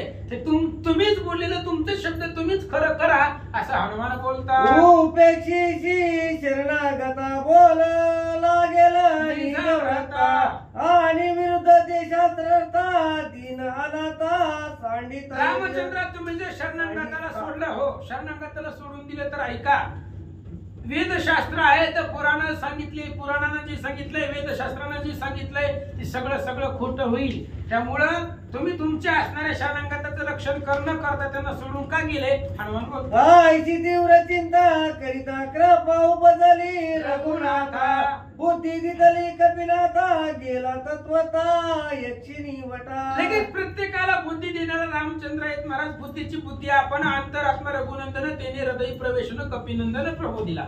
बुद्धीची बुद्धी असणारा रामचंद्र आहे. मग अशी त्या देवीला स्वतः बुद्धी देणाराच हनुमान आहे, रामचंद्र आहे. जगात तळामध्ये प्रत्येकाला बुद्धी देण्याचं काम रामाचं आहे. त्यामुळं हनुमंताला सुद्धा रामचंद्रानं बुद्धी दिली आणि हनुमंताला वाटलं यक्षिणी वाडाच्या झाडाखाली तिथं जाऊ काहीतरी शोध लागेल म्हणून हनुमंत तिकडे गेले. यक्षिणी वटाळती मारुती स्थाविला झाला आदिशक्ती तो जगमन त्रिजगती माझी विनंती परिसावी. आणि यक्षिणी नावाची आदिशक्ती जगदंबा देवता आहे त्या वडाच्या झाडाखाली हनुमंतराय गेले आणि जगदंबेला जी आदिशक्ती आहे त्या आदिशक्तीचं स्तवन हनुमंताने केलं. आई साहेब तुमचं भ्रमण त्रिजगतामध्ये एकाच क्षणामध्ये तुम्ही भ्रमण करू शकता किंवा त्रिभुवनातली दृष्टी तुम्हाला आहे दिसतं. माझी एक विनंती आहे ऐका. सांडूनी वानर वारा सकळा राम सौमित्र कोठे गेला याचा समाचार वैला मत सांगितला पाहिजे. हनुमंतानं आदिशक्तीला आई साहेबाला जगदंबेला प्रार्थना केली. आई साहेब राम लक्ष्मण कुठे गेलेत आम्हाला माहिती नाही. मग कुठे गेले त्यांचा असणारा शोध तपास कुठे गेलेली आहे ती माहिती आम्हाला तुम्ही सांगितली पाहिजे असं हनुमान बोलतात. मी पूर्वी माझं प्रसन्न म्हणून तुम्हाशी आलो शरण वेगी सांगा रघुनंदना केवते गमला केले. आणि ते यक्षिणी देवतेला हनुमानजी बोलू लागले हे बघा पूर्वी 38व्या अध्यायामध्ये इंद्रजिताला मारताना तुम्ही आमच्यावरती प्रसन्न झाला होता तेव्हाही आम्हाला मदत केली होती आणि आताही तुम्ही आमच्यावरती प्रसन्न आहात म्हणून तुम्हाला आम्ही शरण आलोय. तर राम लक्ष्मण कुठे गेलेत आम्हाला सांगा. माझं वृत्तांत न सांगता क्षोभ वाटेल रघुनाथा आईशे जाणून सर्वता शुद्धी तत्वता सांगावी. यक्षिणी देवतेला जगदंबेला हनुमंतराय बोलतात आई साहेब ऐका म्हणले तुम्ही जर मला रामचंद्राची शुद्धी सांगितली नाही तर रामचंद्राला राग येईल. ब्रह्मांडाचा नायक असणारा भगवंत त्याला राग येईल. त्याच्यामुळे रामचंद्र कोणी नेले कुठे गेले त्यांचा तपास त्यांची शुद्धी आम्हाला सांगा. कोणी कपीचे उत्तरा अडवडीने ते सुंदरा त्याने सांगितल्या समाचारा करील सरा सर्वासी. हनुमंताचं बोलणं ऐकल्यानंतर यक्षिणी नावाची जी देवता होती ते देवतेने विचार केला हा हनुमान आहे त्रिजगताला कळी काळाला कोणालाही ऐकणार नाही असा बलशाली हनुमान आहे. आणि आपण जरी हनुमंताचं बोलणं टाळलं याच्या शब्दाला प्रतिउत्तर दिलं नाही याला रामचंद्राबद्दल काहीच माहिती सांगितली नाही तर संपूर्ण ब्रह्मांडाचा घात करण्याची ताकद एका हनुमंताकडे आहे म्हणून घाबरून का होईना त्याला रामाची माहिती अद्भुत शक्ती कपिनाथा नाही काही काळाची भीत नित्य राम नामे गरजत राम सेवित सर्वदा. हनुमान असा आहे महाराज कसा आहे आदट दाटुका महावीर मुखी राम नाम निरंतर तया कोण अर्थ दुस्तर कार्य सत्वर साधील असा तो हनुमान आहे. त्याला त्याचं कार्य करायचं म्हणल्यावर ते कसंही करतोय त्याला कोणाचीही गरज नाही. पण त्यानं आपल्याला मदत मागितली तर आपलं कर्तव्य आहे त्याला मदत करणं. एरवी तो त्याचं कार्य करण्यामध्ये समर्थच आहे. कळी काळ सुद्धा हनुमंताला थांबवू शकत नाही अडवू शकत नाही. मग रामाची सेवा म्हणून आपण काहीतरी माहिती सांगू असं देवता विचार करते. आम्ही न सांगताई व्रत कार्य साधिलं आपले यश घेतलं येत श्री रघुनाथ सुखावे. त्या देवतांनी विचार केला हे बघा म्हणले आपण जरी नाहीच सांगितलं तरी हनुमंत त्याचं काम करायला समर्थ आहे. हनुमंत ताकद आहे. हनुमंताला अडवण्यासाठी कोणी जरी आलं तरी कोणी टिकू शकत नाही. त्यामुळे सगळं यश हनुमंताकडे जाण्यापेक्षा रामचंद्राच्या कार्यामध्ये आपलाही सहभाग व्हावा म्हणून सेवा म्हणून आपण माहिती सांगावं आणि ते यश आपण घ्यावं असं देवता विचार करते. आम्ही न सांगो तरी कार्य साधिल तो तरी मारिला राक्षसांच्या हरी चराचरी निज विजयी. जरी हनुमंताला आम्ही काहीच सांगितलं नाही तरी त्याचं कार्य तो करणारच आहे. त्याला जगतामध्ये कुणीही अडवणार नाही. कोट्यावधी राक्षस मारील आणि चराचरामध्ये विजयी होणारा तो हनुमान आहे. आपण जरी रामाचा पत्ता सांगितला नाही तरी तो हनुमान शोधणारच आहे. त्याच्यापेक्षा सांगितलेलं बरं. शोभालिया कपिशी जीवे मारिला सकळांची म्हणून पाहिल्याची कपिशी राम समाचाराशी जाऊन विचार केला यक्षिणी देवतांनी जर हनुमंताला राग आला तर संपूर्ण त्रिभुवनाचा घात करण्याची ताकद हनुमंताकडे संपूर्ण राक्षसांना मारील. मग सगळ्यांचा घात करण्याच्या पेक्षा चराचराचा वध हनुमंताला करतील याची आधी जी आपल्याला माहिती आहे ते हनुमंताला सांगू. गोष्टी सांगो जरी स्पष्ट समाचार होईल प्रकट शोभून रावण दुष्ट करील सपाट सर्वांचे. देवतांनी विचार केला आता सध्या जोपर्यंत रावण जिवंत आहे तोपर्यंत रावणाचं बंधन आपल्यावरती आहे. त्याच्या आपण आज्ञेमध्ये आहोत. त्यामुळं आपण डायरेक्ट प्रकट होऊन हनुमंताला गोष्ट सांगायची नाही. जर आपण हनुमंताला सांगितले हनुमंताचं कार्य करील पुन्हा जर गोष्ट रावणाला कळले की यांनी मदत हनुमंताला केली तर आपल्याला त्या सुद्धा रावण दंड करेल, म्हणून गुप्त रूपाने कशाच्या तरी मदतीने हनुमंताला गुह्य सांगू असा विचार देवता करते. काय करू विचार म्हणून आली चिंता तुर बुद्धीस पुरली सत्वर प्रकारांतर यक्षिणी योजिले. देवताने विचार केला, काहीतरी विचार करायला पाहिजे, हनुमंताला गोष्ट कळली पाहिजे, राम कुठं आहेत हनुमंताला आपल्याला सांगायचंय, पण डायरेक्ट प्रगट होऊन आपल्याला सांगता येत नाही. मग काहीतरी प्रकार, काहीतरी नियोजन केलं पाहिजे. मग काय करावं विचार करतं. गीती वृक्षावरी बैसली असता परस्परी पक्षिणीचे संचोनी अंतरी कपी केसरी ते व्रत आणि असा विचार करत असतानाच यक्षिणी देवतेला बुद्धी आठवली. त्याच झाडावरती पक्षी आणि पक्षिणी दोघजण पती पत्नी झाडावरती बसलेले होते. यक्षिणी देवतांनी त्या दोघांच्याही हृदयामध्ये संचार केला आणि पक्षी आणि पक्षिणी यांच्या संवादामधून ही गुह्य हनुमंताला सांगावं असा विचार देवता करतात. गीदाते म्हणे गिदिनी मज डोळे होती म्हणी नरमास पाहिजे भोजनी ते कोटोनी मिळविशी. आणि ती गीत पक्षिणी जी होती ती पक्षाला सांगू लागली, हे बघा धर्मशास्त्र ऐसे डोहाळे पुसावे त्यांचे पुरवावे मनोरथ. आता मी गर्भवती आहे त्याच्यामुळे मला डोहाळे लागलेत आणि माझं डोहाळा असं आहे, आपल्याला नरमांस खाण्याची इच्छा आहे, भेटतील पण ती कुठून आणावं अशी पक्षीने पक्षाला बोलत असताना पक्षी काय सांगतोय का, तू माझ प्राणपती मी तुझा गंग शक्ती जने उदास तोशी चित्ती डोळे निश्चिती पुरवावे. पक्षीने सांगू लागली, तू माझा प्राण आहे, नवरा आहे आणि मी तुझी शक्ती आहे, तुझी अर्धांगिनी आहे, तुझी पत्नी आहे, त्यामुळे माझी प्रत्येक इच्छा पुरवणं तुमचं काम आहे. माझं डोहाळे असतील किंवा वेगळे काही इच्छा असतील ते सगळं पुरवणं तुमचं प्रत्येक गोष्टीत कार्य आहे असं पक्षीने बोलू लागली.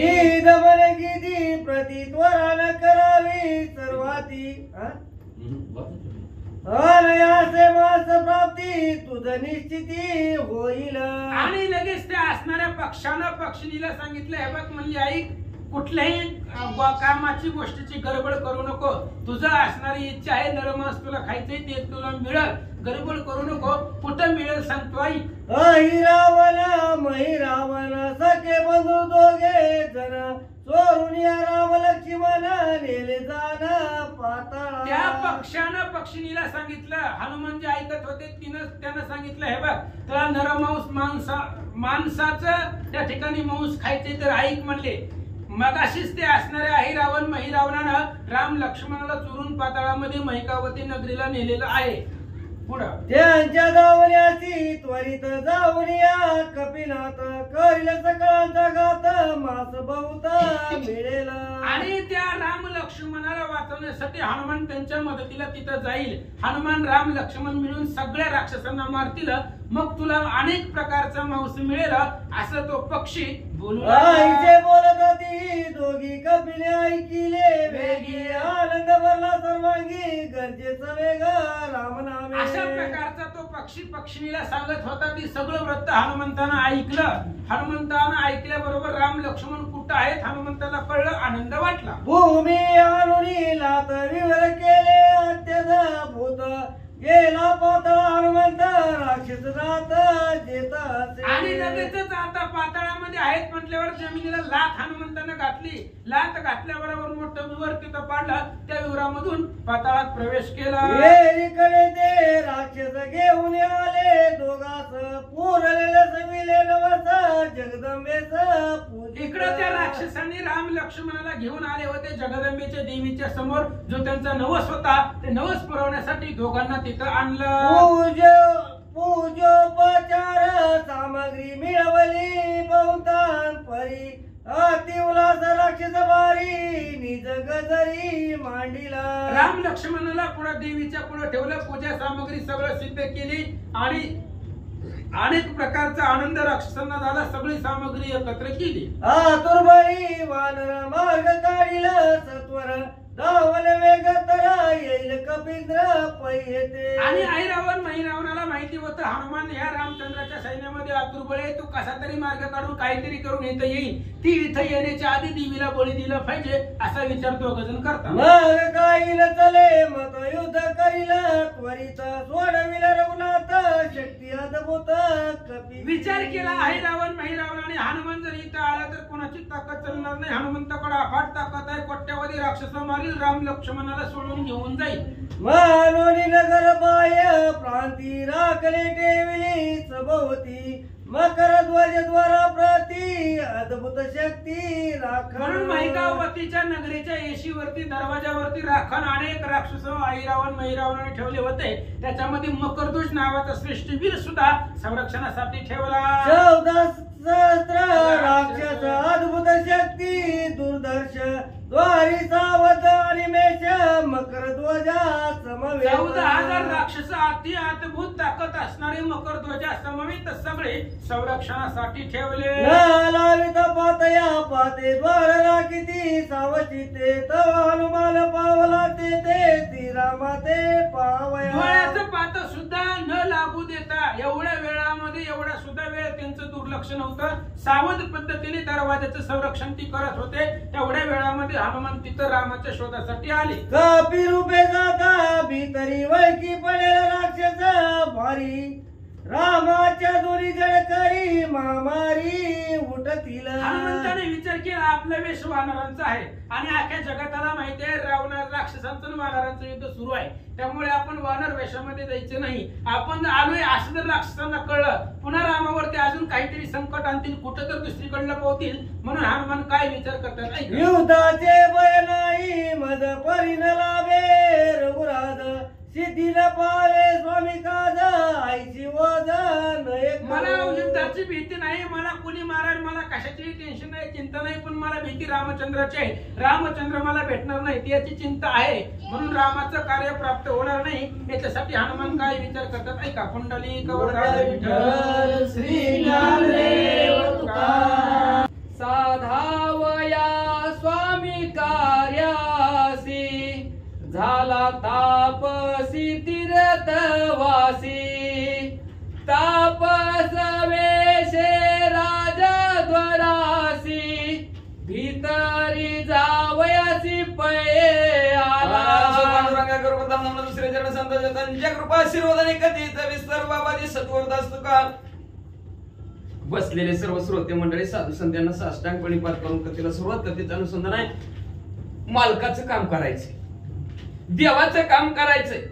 त्याच्यासाठी हनुमंतराय तापस्याचा वेश धारण केला. तीर्थयात्रा करत असताना जशी तापस्या असतात तसा वेश धारण केला आणि असणाऱ्या हिरावण महिरावणाच्या महालाकडे निघालेले आहेत.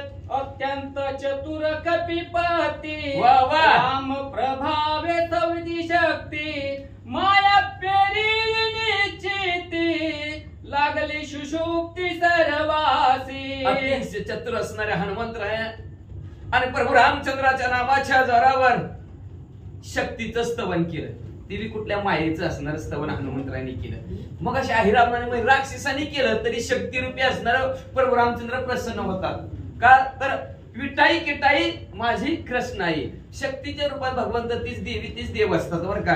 त्यांचं काय नसतं. मग असणाऱ्या भगवंताचे असणार हनुमंतरायांनी केला आणि धाव्याने मायेचं स्तवन केला आणि मग देवी मागणं मागितलं. सगळी राखणायची दरवाजात सगळीच्या सगळी झोपू दे रे. ती गाढ झोपू दे आणि सगळीच गाढ झोपली. जो स्वामी कार्या सादर त्यासी नवे माया साचार मकर ध्वजवीर निरंतर स्वामी काज. आणि स्वामी का देवीची विष्णूची महापूजा अनुभवन ध्वजा. स्वामीचं कार्य म्हणजे देवाची पूजा आहे आणि आपल्या स्वामीचं कार्य जो तत्परतेने करतो त्याला कधी झोप येत नाही आणि त्याच्यावर मायाचा प्रभाव पडत नाही.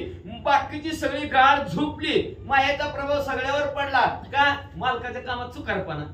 हे चुकारपणा मालकाच्या कामात नव्हता. म्हणून म्हणजे असणारी साधी डुकली सुद्धा मकर ध्वजाला आली नाही. निरंतर सावध माथ्यानी निशिवेशी पासी देखील उचित तापासी तरी जाता वरजिले त्यासी जाशी निसी घेऊ. रात्रीच्या 12 वाजले आणि विशिष्ट नाथमध्ये हनुमंतराय तापस्येवर चाललेले आहेत.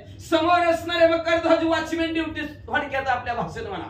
आणि मकरध्वजाने हटकलं, ओय बाबा लय वेळ पोती संपाय कुठं चालला? भिन्न असता मध्यरात्र कोटेचा, भिन्न असता मध्यरात्र कोटेचा सीन बुजत, तरुणी आता पसव्रत स्वेच्छा जात नगरात.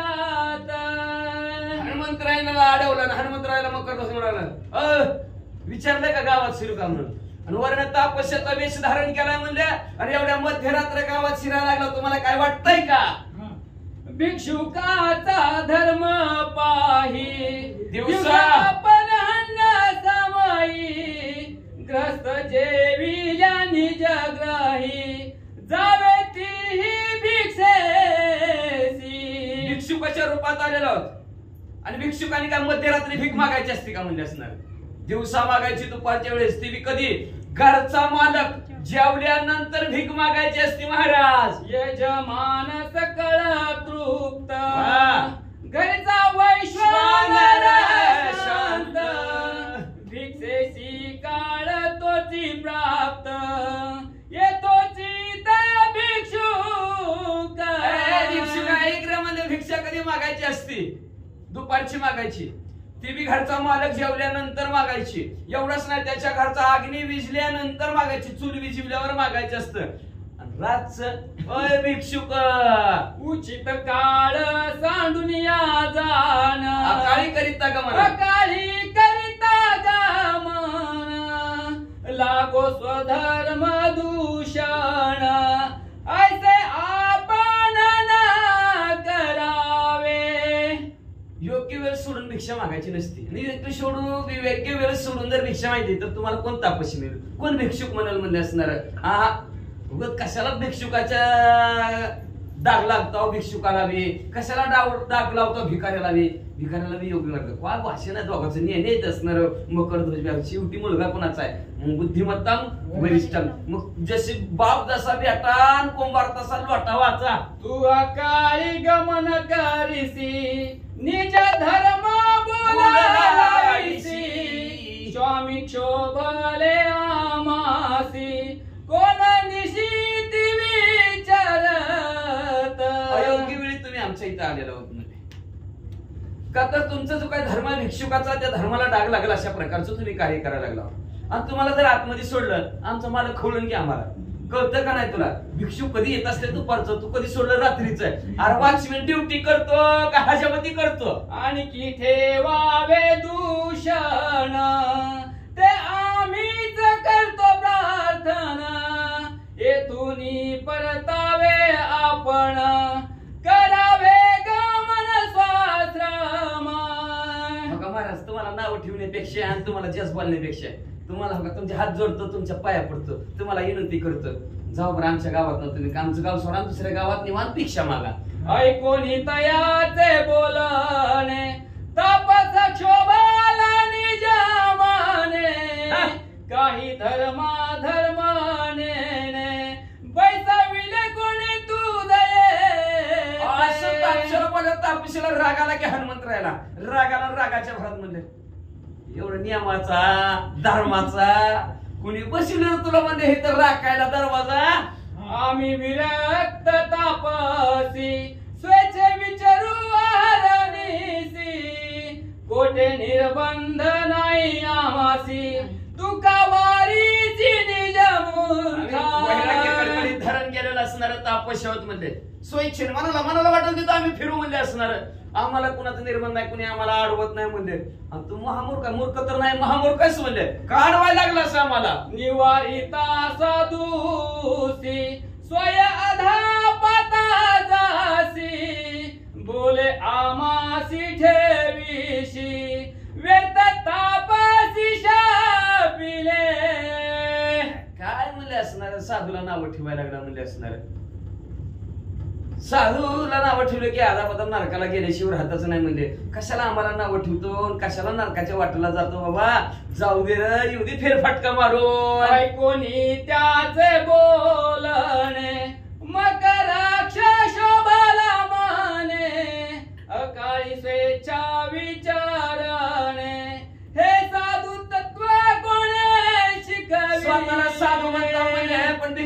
मागायची असती, वेळेवर मागायची असते. अवेळी आलाव ते आलाव आणि आम्हाला साधं शिकवायला लागला काय म्हणले तुम्ही. म्हणले राग आला त्याला बी आणि रागाच्या भरात म्हणलं कोणी तुम्हाला साधुत्वाची पदवी दिली वर दाखवा म्हणजे असणार तुमचं डिग्रीचं प्रमाणपत्र. जर वाचविले निज शरीरा वा वा. तरी परतावे माघारा मग होशील घाबीरा धोत्रा वस्त्र सांभाळी. आता मकराक्ष हनुमंतराया म्हणून स्वतःचा ध्येय वाचवायचा असेल तर माघारी जावा, नाही तर आवरा तुमचं पंचांग आवरा, धोतर आवरा, ती भगवे कपडे आवरा म्हणजे जटा आवरा. अशा प्रकारचं मकरध्वज म्हणू लागले. ऐकून शोभे तापस बोले तुझ काशा पदने लागले ताप हानून दोन्ही डोळे पाणी तत्काळ तपस्वी हनुमंतराला रागाच्या भरात मला म्हणतो का धोत्रावर लका म्हणले तुला शाप द्यायची गरजच नाही. एक जर टप्पू तुझ्या डोक्यात दिला दोन्ही बी डोळे तुझे बाहेर पडतील बघ, नीट बघ.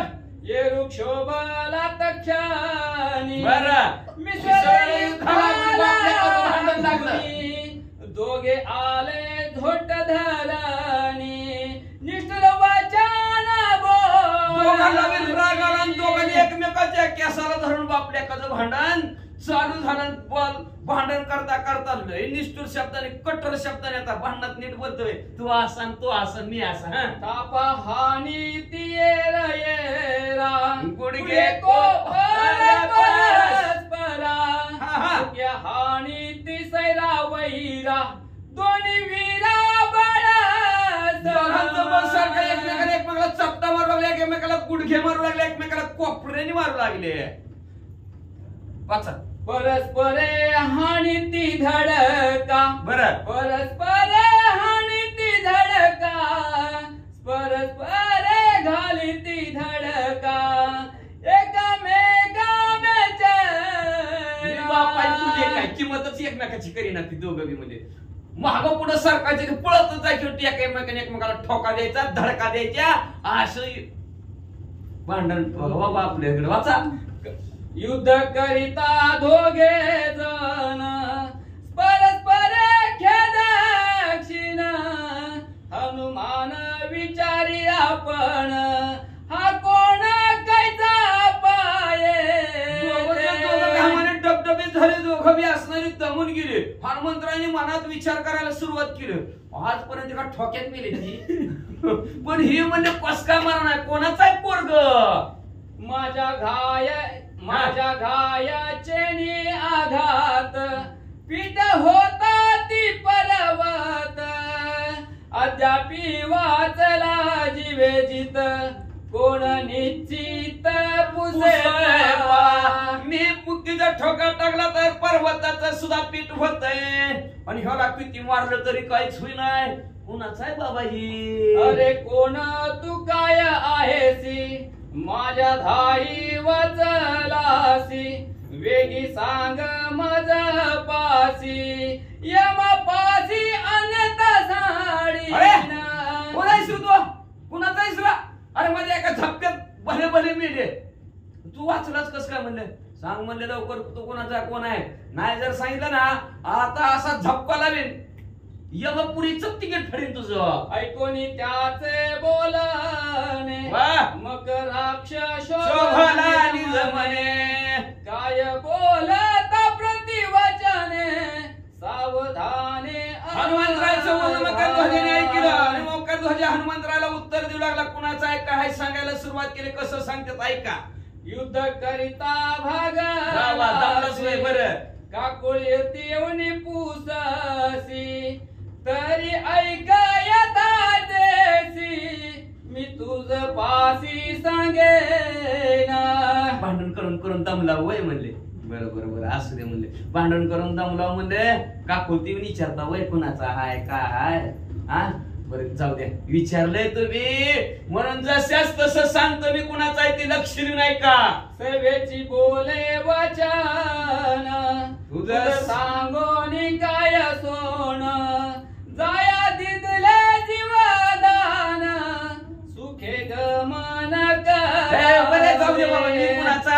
काय तुला सांगायची काय गरज नाही म्हणले. तू दमलाय भागलाय, दिलं सोडून दिले. जा म्हणले निवांत जा तुझ्या तुझ्या गावाकडे. म्हणले आता तुला हात लावत नाही, उगाच सांगत बसायचं काय काम करू नको. करू पण करसी गमन तरी तरी स्वर्गा तुझा धाडीन वा.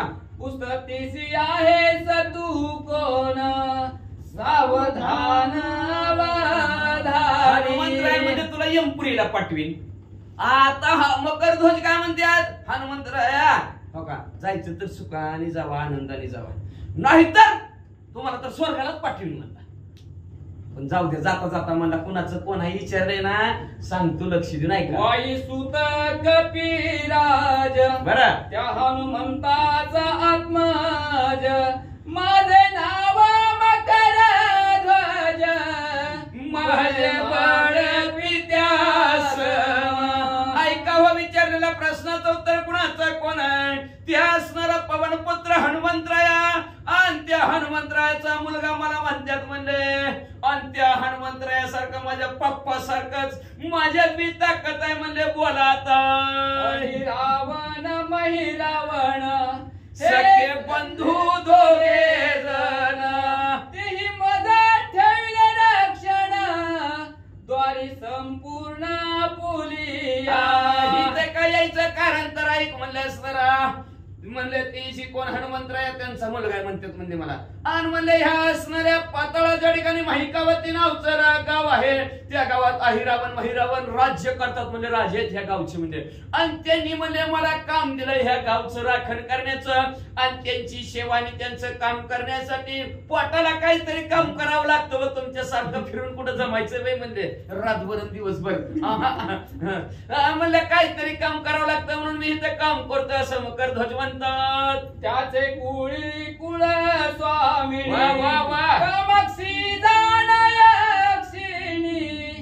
तिसी बैराना लागोनी मानव दोनी आणि ऐका म्हणले असणार कुलदैवत आहे त्यांची, लक्षात ठेवा. म्हणून सगळ्यात आधी कुलदैवताला जायचं असते. अहिरावण महिरावण कुठं वळली प्रभू रामचंद्राला पकडण्यासाठी कुलदैवताला. आणि जेव्हा कुलदैवताची आराधना केली की प्रभू रामचंद्र प्रसन्न झाले त्यांच्यावर. म्हणून कुलदैवत, पुन्हा आधी कुलदैवत, पुन्हा आराध्य दैवत आणि पुन्हा ग्रामदैवत आणि पुन्हा बाकीची 33 कोटी मी सोडा. पण कुलदैवताला सोडायचं नाही, का तर कुलदैवत सोडलं की विषय संपला. तसं त्या अहिरावण आणि महिरावण लक्षात ठेवा. दुसऱ्या देवाचा लवकर आपल्यावर कुळ असणारा कोप होतच नाही. कुलदैवताला प्रसन्न केलं की बाकीचं झालं. म्हणून वारी कुणाची करण्याची गरज नाही, कुलदैवताची केली तरी चलते. कुळाचीही कुलदेवी केली संतांनी ठावे. सगळं कुणाला कुणाचं कुळ माहिती नसलं तर पांडुरंग परमात्मा कुळ सांगायचा विषय संपला. कुळाचीही कुलदेवी तीच देवी वे, तिचा विटाई किटाई माझी आई. अशी पंढरीची आई चंद्रभागा. मग अशा प्रकारची असणारी त्या अहिरावण आणि महिरावणाची कुलदेवी असणारी कामाक्षी आहे म्हणा. आणि त्या कामाक्षीला नरबळी देण्यासाठी त्या अहिरावणाने आणि महिरावणाने 2 माणसं आणल्यात बर का. त्यांच्या धावण्या लागोन स्वर्ग मृत्यूयोगी होऊन येईल कोणी धावून म्हणून राखण ठेविले. ऐका हो बाबा म्हणजे असणारा त्या असणाऱ्या हिरावणाने महिरावणाने देवीला बळी चढवण्यासाठी 2 माणसं आणल्यात. आणि त्या 2 माणसाला सोडवण्यासाठी स्वर्गमूर्ती पाताळ स्वर्गातून आणि किंवा असणाऱ्या पृथ्वी तळावरून कोणतरी असणारी त्यांची सोडवणूक करण्यासाठी येईल. म्हणून मला इथं राखण ठेवलंय, आतमध्ये कुणाला येऊ द्यायचं नाही. आता स्वस्ती असो तुझ लागी सुखे जा बाबा. सुखे जाये आले मार्गी अन्यथा व्रत जासी वेगी दास भागी यमाचे. तुम्ही विचारलेल्या प्रश्नाची उत्तर व्यवस्थित दिल्या. आता तुमचं कल्याण असो, स्वस्ती असो म्हणजे कल्याण असो, सुखाने आल्या मार्गाने जावा बरं. आणि तुम्हाला जर आल्या मार्गाने सुखाने जायचं नसेल पाडू का तलवार यमाकडे पाठीण म्हणजे तुम्हाला. आता ऐकोनी त्याचे उत्तर क्रोधे झाला कलग निरुद्र नेत्र भवांडी बोले कपिंद्र ते मकर ध्वजाचा पण हनुमंतराने ऐकला. तिच्या रागाला रागाच्या भरात डोळं लाल भडक झालं, गर गर गर गर फिरवला आणि वट दात सावून हनुमंतराय काय म्हणू लागले, ऐक हनुमान म्हणे तयासी तू राक्षस कपटे शिवा धरुणी वानर वेशासी पुत्र म्हणवीसी हनुम्या रागाच्या भाग मध्ये गपड्या राक्षसाच्या वेशात आलास आणि ते हनुमंतरायचं पोरग म्हणतो, लाज वाटाय पाहिजे तुला. हा सांडूनी आपुला पिता थोडीशी दुसरी आता. माणिकाचा पुत्र म्हणविता लाज दोषी आधा पाता लाज सर्वाता तुझं नाही. लाजच नाही रे, बिनाजले तू म्हणले. कळतं का नाही म्हणले तुला? स्वतःचा बाप जो सोडला आणि दुसऱ्याला बाप म्हणायला लागला माझा म्हणले. अरे नरकाला जातील की उगाच कुणाला बी उठलं की सुटलं. बाप म्हणी जाऊ नको वाचा. ज्याचा पुत्र म्हणावीसी तो हानिम्या मिहिनीशी दिवा. जन्मदारा बे तुझा मासी भेटी कैसी न अरे ज्याचा पोरगा झाली. म्हणतो ते हनुमंतराय तुझ्या समोर उभा आहे. अरे जन्मल्यापासून आजपर्यंत तुझी न माझी भेट झाली नाही आणि मला पप्पा म्हणतो. श्री गणेशायन माद्री सरस्वते हे माद्री प्रभू रामचंद्रायण कोणी देखील नाही केले हे पुत्र म्हणायची उगले लांछन पूर्वजाला विले जोर जोडले पताय. कुणी बघितलं का रे तुला हनुमानाचा पोरगा आहे म्हणून? म्हणलं का गल्लीत तरी तुझ्या पद्धती हनुमंताचा पोरगा आहे म्हणून? अरे कुणी ऐकलं बी नाही आजपर्यंत हनुमंतराला पोरगा आहे म्हणून? ऐकलं नाही, पाहिलं बी नाही म्हणले असणार. उगाच म्हणतो तो हनुमंतराचा पोरगा आहे म्हणले असणार. कुणाला डाग लावला रे तुझ्या आई वडिलांच्या कुलातला जन्माला, त्याला डाग लावला. उगा कुणाला बी जोडू नको, नरकाला जाशील. हे रामकृपा मी हनुमंत कपिनला गलो उदरतोय केव्हा श्री संघाची मात स्वप्नातही न अरे त्या प्रभू रामचंद्राच्या कृपेने मला जन्मतच ब्रह्म का सुटे म्हणले. अरे एवढंच नाही, जन्मापासून आजपर्यंत स्वप्नात सुद्धा स्त्रीचा संग केला नाही. मग मला कुठनं पोरगा? जन्मदाराभ्य पत्नी भोग म्या देखिले नाही स्त्रीलिंग कैचा पुत्र झालाची सांग मातेशी डाग लावला. अरे जन्माल्यापासून आजपर्यंत स्त्री पत्नीच नाही, भोगच घेतला नाही, स्त्रीचं लिंग मी सुद्धा पाहिलं नाही म्हणले. आणि मला काय म्हणतो बाप पोरग, तुला काय कळतंय का? राक्षसाचा पुत्र वची आणि अनिकाचा मनवीची जीवे नाही मारी राशी करुणा भाकीची आणि वाराय. राक्षसाचा पोरगा आहे आणि हनुमंतराचा पोरगा म्हणतो, दुसऱ्याचा पोरगा म्हणतो. तुला राक्षस कुळाला तर तो डागच लावला. पण मला कळलं तुला आता मरणाचं देह वाटायला लागलंय. जीव वाचवायसाठी म्हणतो हनुमंताचा पोरगा आहे. ओ पुत्र अनिकाचा चटा पिता मनवीची हनुमंताई व्यभिचारी केली निज माता देईना प्राय चित्त तुझं. अनिकाचा मुलगा आहे तो म्हणजे दुसऱ्याचा मुलगा आहे आणि हनुमंतराचा मुलगा म्हणतो. आईला सुद्धा तू स्वतःच्या आईला सुद्धा व्यभिचारी म्हणतो. खरंच शिक्षेच्या लायकीच आहे. लोक कंटाळीत हे श्रीमात्री सहोदर माझा कैचा श्री पुत्र सांडी प्रतापचार निघ सत्वर युद्धाची. अरे मी असणार स्त्रीचा सहोदर आहे म्हणजे असणार. मला कसला रे स्त्रीचा संबंध म्हणले अजिबात नाही. मला म्हणतो पोरग झालं म्हणतो. हो तिकडं का बघायचं का तुला म्हणून? सगळ्यांचा मव्यता दावी आपला पुरुषार्थ पुत्र अंत कमी हनुमंत जाण निश्चित आलवास्या. अरे राक्षस तुझं जे काय सैन्य असेल त्यांच्या समोर बरोबर आता तुझी माझी ताकद दाखव. मी तुला प्रभू रामचंद्राचा दूत हनुमंतराय नव्ह तुझा बाप म्हणतो ना, आलो तुला बघायचं म्हणजे आता. वचने झाली जाता मग पाचारिली निज माताई पुसत झाला निज व्रतांत माझा पिता तो कोण आहे. जेव्हा हनुमंतरायचं असं बोलणं ऐकलं मग करतोच उठलं की आयो आई पळतच आली की आली असं आई पळतच आली.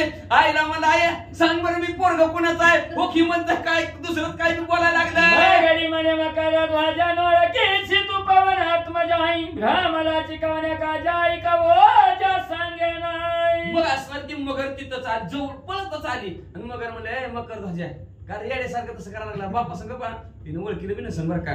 कशाला वेड्यासारखं एवढ्या मोठ्याने कशाला आवाज वरडायला लागला म्हणले. माणसं झोपलेली उठली की म्हणली एवढे मोठ्याने हाक मारते का आयो म्हणून कुठे गेले ते म्हणले. इथं तर होते म्हणले. तुझं येड्याने कशाला हाका मारायला लागला म्हणले असणारा.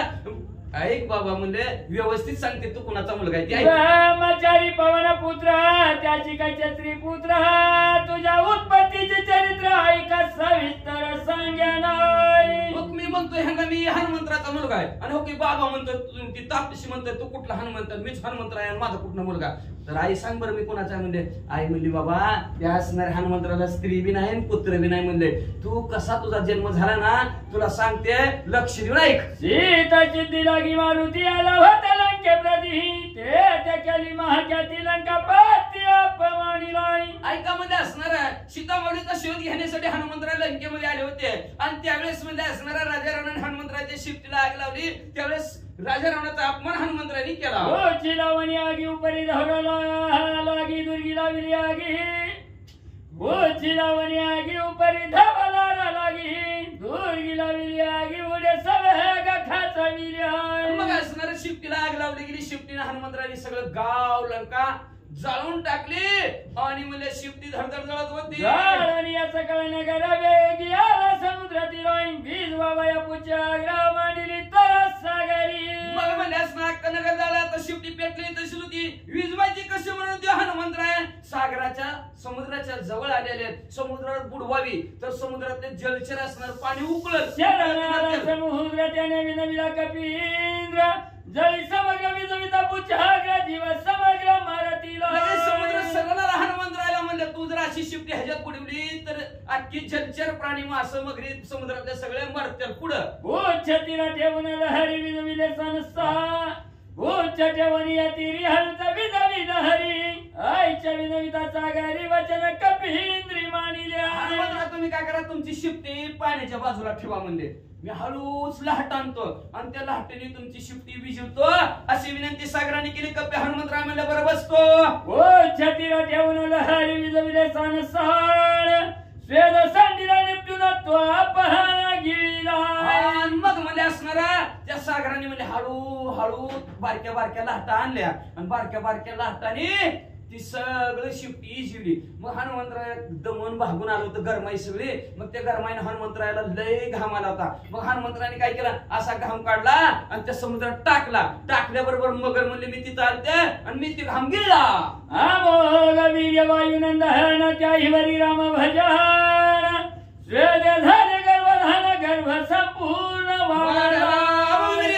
भरपूर वीर्य असणाऱ्या हनुमंतरायात म्हणले असणारा उरुद्धवर रेत असणारे हनुमंतराय. मग ती घाम असणारा मी गिळला आणि त्या लाखंड बरोबर रामचंद्राचं नाम स्मरणावर त्या असणाऱ्या घामाच्या जोरावर मला गर्भ राहिला. गर्भ हळूहळू वाढला आणि तू त्याला मला आला वाढा गर्भास्तव पाही तुझा राची माझ्या हृदयी पिता पुत्र दोघाही भाग्य पाही भेट झाली. आणि त्या गर्भास्तव असणाऱ्या त्या गर्भातून मग तुमची जन्म झाला. दोघांचं बी भाग्य थोर. हनुमंतरायचं नशीब मोठं मग तुझं बी नशीब मोठं म्हणून बाप लेकाची भेट झाली रे बाबांनो. दोघा वैरा भाव सर्वता नसावा पहावय सायनरी धातावी भाव महाभावाळिंगी. म्हणून दोघांमध्ये वैर भाव नसावा. आता तुम्ही बापले का मला वाटतं तुमच्या दोघांमध्ये वैर भाव नसावा. दोघं एकमेकाचे असणार विचारपूस व्यवस्थित करा. युद्ध भांडण बंद करा म्हणजे असणारा आणि एकमेकाला आलिंगन गोडी गुलाबानी राहावा. ऐकणी मात्याच्या वचन मग राक्ष घातले लोटांगण येरे दिदले आलिंगन समाधान दोघांची. लगेच आईचं बोलणं ऐकलं मकर ध्वजाने उठले हनुमंतरायाच्या पाया पडले. हनुमंतरायला समाधान वाटलं मकर ध्वजाला समाधान वाटलं. आता दोघाला बी समाधान वाटलं. आता दोघाचं बोलणं भाषण कसं होईल उदीच्याला. एका जन चरण झाले पिता पुत्र दर्शन आता वधू हिरावण महिरावण समवेत. आपल्या सद्गुरु जनार्दन स्वामीला शरण गेले नव्हे का काका. आपल्या सद्गुरु शांती ब्रह्म एकनाथ महाराजांना शरण गेले. शरण जाऊन दोघं असणार आई वडिलाचं आणि मुलाचं दोघांचं असणार भेट झाली. दोघांमध्ये प्रेम निर्माण झाला गेला. दोघांचं दर्शन झालं. आता दोघं एकत्र येऊन अहिरावणाला महिरावणाला कसं मारतील कसं मदत असणार मकर हनुमंतराला कसं तिथं पोहोचवतील देवी समोर कसं नेतील आणि देवीची इच्छा हनुमंतराय कसं पूर्ण करतील ती सुंदर वडकाताना पुढच्या अध्यात ऐका. तिसरी बाबा जगंडे कटिकाय हनुमंत मकर ध्वज दर्शनम नाम द्वी पंचशतमाध्याय.